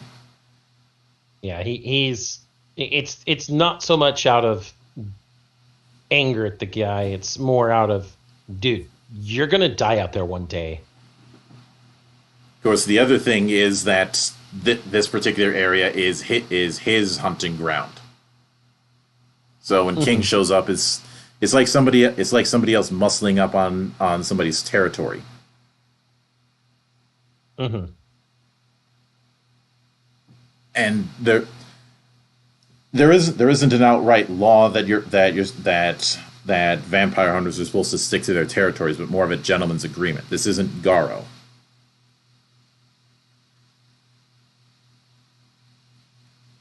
The idea being there are certain places where a certain hunter has priority, and I'd say there's been, and this is not something you'd have to show, but there's been more than one occasion where King has shown up and taken out a target that Blade had pinged. Mm-hmm. And that and him being human is part of the reason why the presence of King annoys him. But with the whole Sons of Dracula thing being the primary threat, and and the presence of Draconis, that it was decided, but there was an agreement by the network that additional help needed to be called in, and King was the first one to show up. Mm-hmm. And if you want to have the two get into a friendly brawl, or not, I wouldn't say friendly, but get into a brawl about the whole thing, that'd be perfectly fine. Mm-hmm. Because while Blade does not like King, King is perfectly willing to poke. Yeah. Because he has always been, in one form or another, a smartass.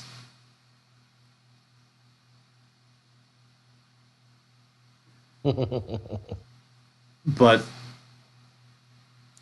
and I do, and I'd say the third one in this would be Morbius, who is, I'd say of the three of them, he's the one who's trying to be the mediator in all this. Yeah. But the point is that you have a semi-functional team going up against the Sons of Dracula, or at least that's what they call themselves. I'd say the only real son is Draconis himself. Yeah. But I would go with the idea that Draconis does try and offer a truce, and that's where you can get that whole line about "You're nothing to me but another dead vampire." Which I lifted that from the film, but I really did like that outdoor scene between Blade and Frost. Yeah, that's it, and it's also it fits Blade, and it's part of his snarkin nature. Mm-hmm. And I would say that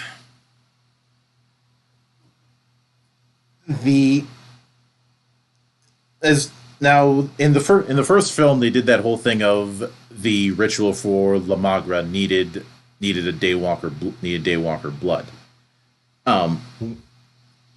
The approach that I'd like to go with instead is that a lot of blood needs to be spilled in order to try and do this ritual to resurrect Dracula.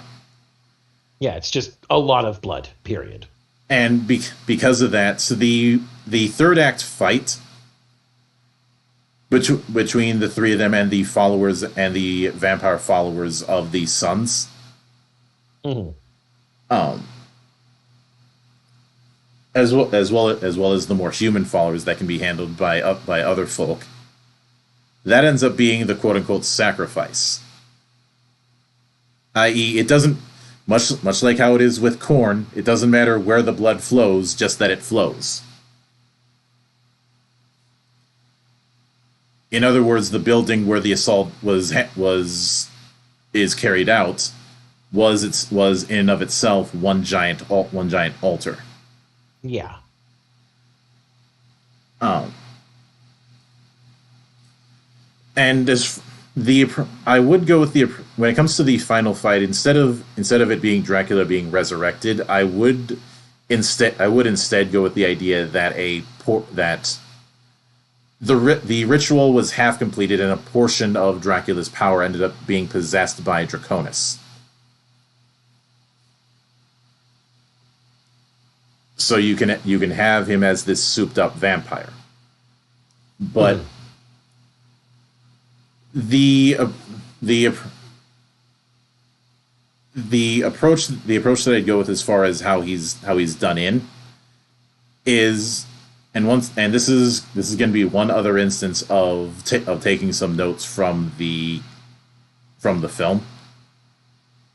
Because the film did have a lot of good stuff to crib notes from, so steal from the best. Yeah, because using the approach that I'd go with is that using silver and garlic on this souped up form doesn't work on Draconis, but Blade had gotten one secret weapon of his, because even in that souped up form, it still has the physiology of a vampire. And said secret weapon, there's two that as tempting as it would be to use something like UV like a UV lamp. I have a different idea. He's able to build a knife with an attached syringe that has EDTA.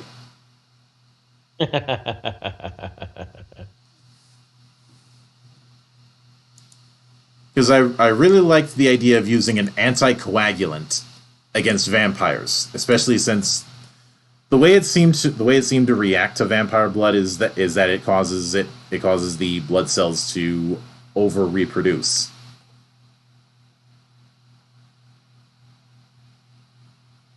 That would be fun. Mm-hmm. Plus, it would cause a vampire to look like he's hemorrhaging from every orifice.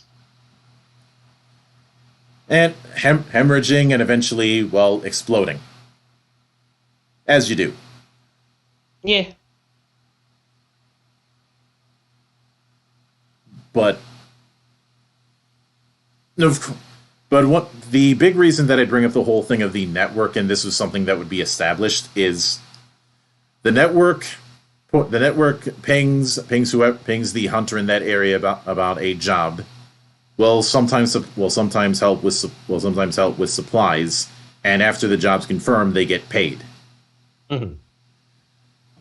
The reason why it established that is at the end of this, there's a bit of a gag where, of the three of them, Blade's the one who gets paid, or at least gets the lion's share, because technically speaking, he's the one who killed Draconis in this. Mm-hmm.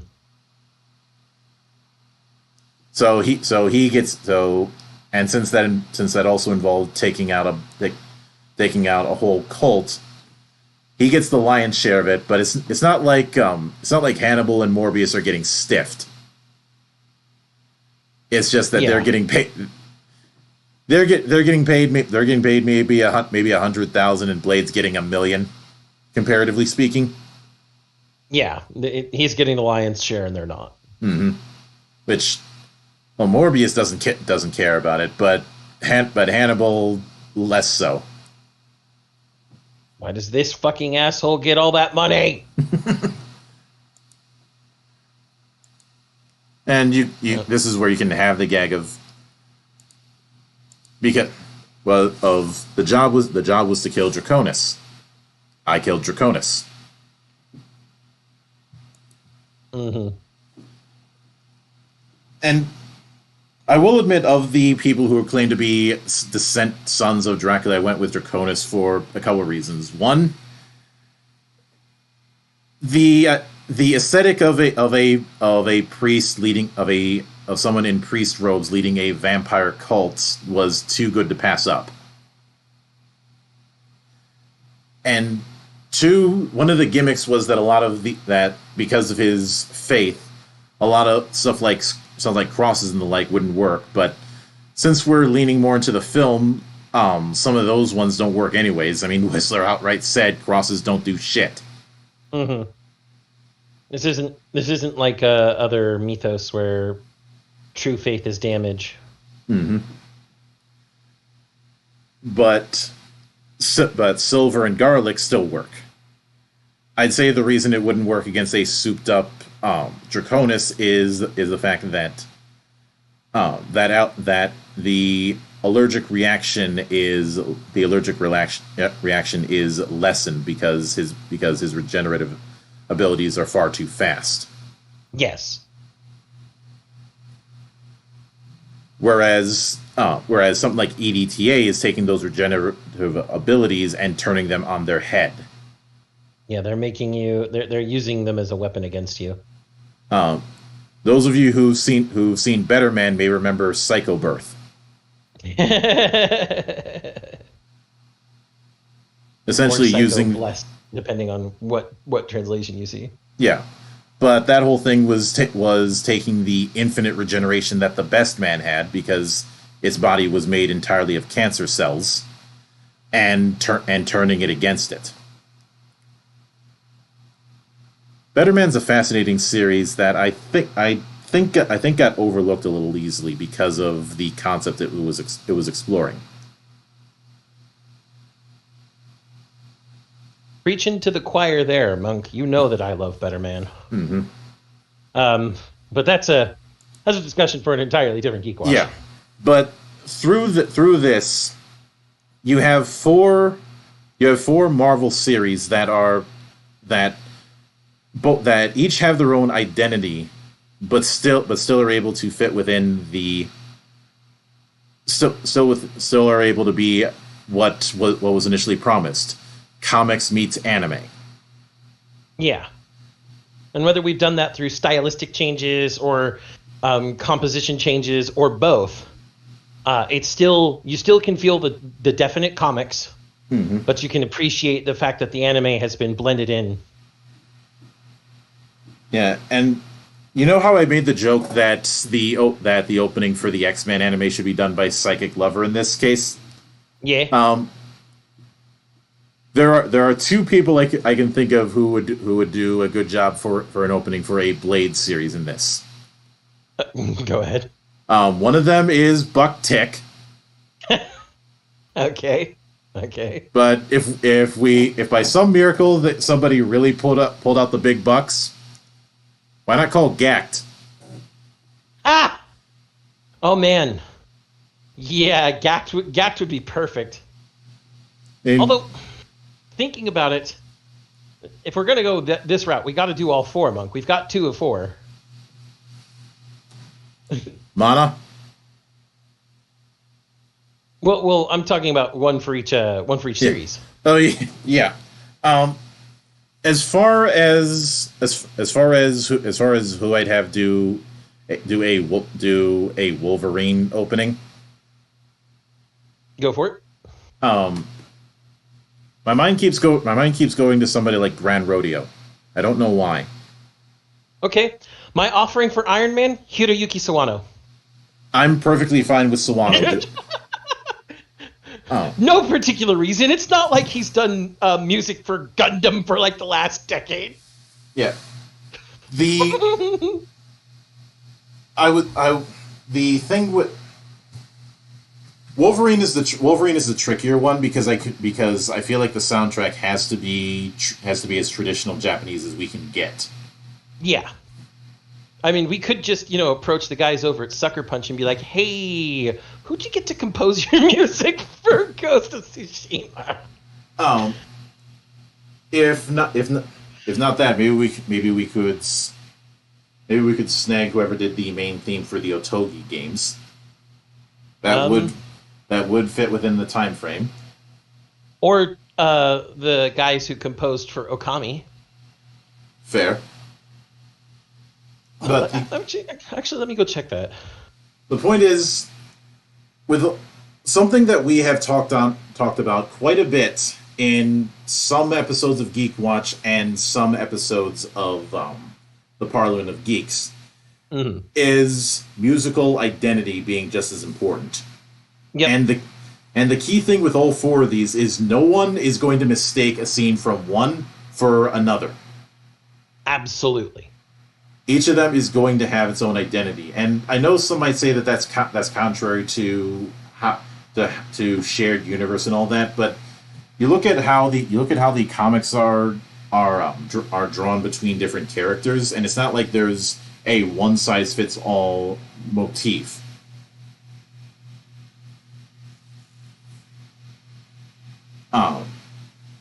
Because I remember reading X-Men and Ghost Rider around the same time, or technically I was reading X-Force, but let's not split hairs. They've been, aside from maybe some coloring things and some font, they didn't look all that similar to each other. Yeah. There may have been a uniform style back in like the 70s, but any uniform style in those early days was more a matter of cost saving than anything else.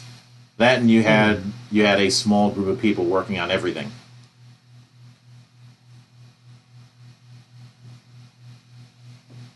But obviously, at the time frame that this would go down, that isn't the case. Yes. Were you able to find out who did the composition for Okami? Yes. It is. Hold on, let me get back to that. It's a team of Masamu Ueda, Hiroshi Yamaguchi, Rei Kondo, and Akari Kaida.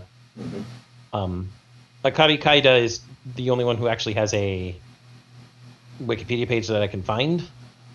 But she has composed for other Capcom games, such as Darkstalkers, Cyberbot, Street Fighter, Resident Evil, Breath of Fire, Mega Man, Onimusha, Luminous Arc, etc. Mm-hmm. And then, of course, if I went over to Ghost of Tsushima as well, the two composers were Shigeru Umebayashi and Ilan Eshkeri, who is British. I think looking at Shigeru Umebayashi's work, he used to be the bassist of a new wave rock band EX until they broke up. But things he's done for film. The 1990 Tekken movie is what he's composed for. What else? Boxer Joe in 1995. He did the 2000 AD Hong Kong movie. So no relation to Judge Dredd. The Onmyoji films from the early 2000s. House of Flying Daggers. What else? Looks like Curse of the Golden Flower as well. So he's done a lot of stuff for both Wuxia and other such movies. Mm-hmm. And he composes with some very traditional stuff with a little bit of modern touches here and there as necessary. Which I think would be necessary for Wolverine, since while we are going for that traditional Japanese theme, there's still the touch of the modern that you're reminded of. Yeah, I'm not saying go full on classical instruments only, but more of a middle ground. And I'd say a good example of the middle ground that I mean when it comes to scoring is the soundtrack for Hades. Absolutely, I love Hades. That's such a good game. A lot of the even though the composition is somewhat modern, a lot of the instruments used were instruments that would have been used in ancient Greece, and I am not going to try and pronounce any of them. I probably could, given time and practice, but no, thank you. You may as well ask me sounds. Yeah, you may as well ask me to read something in Slavic. No, thank you. Mm-hmm. But I argue with Slavs enough as it is. They can they can suck on it and speak English to me. Mm-hmm. But that is going to do it for the 99th episode of GeekWatch. This was, even though this was a tricky challenge and one that a wiser man would probably not do, it was a fun thing to go through. Monk, sometimes the foolishness of wise men leads to entertainment. So, though we have wisdom, we also like to see how far our reach can go. And hey, some experiments may succeed, some experiments may fail. So long as we learn from all of them, we're good. And hell, some of these I might use as the basis if I run a supers campaign with characters that are not that are legally distinct, the best kind of distinct. Yep, we're gonna have the Wombat, and we're gonna have Sword. Just rename Wolverine, not Wolverine. Rename Cyclops into Balor. and we're gonna have Steel Warrior. There we go. Mm-hmm. But that But that should do it. I know this was a longer one than normal, but when you're tackling 4 pitches at once, that's what's going to happen. Next week will be a long episode, but not necessarily a topic focused episode, because next week will be our 100th episode of GeekWatch. It's our centennial. And for that, I want to do something a little more relaxed and a little bit of looking back on how far this experiment has come. Which essentially, we're going to be bullshitting. Mm-hmm. A little bit of bullshit. A little bit of bullshit and a little bit of comments on the 100 episode, the 99 episodes that we've done. Which, hopefully, with that, we will have a whole lot more people. We'll probably be starting significantly earlier than we normally do. And accommodate quite a few of them. Mm-hmm. And it should be a fun experience. And of course, right after that, it'll be right back to some topics, including one that may have ruffled a few feathers. But that is a story for another day. So until then, on behalf of the good brothers present and not present, my name is Mildra, I am your gaming monk, and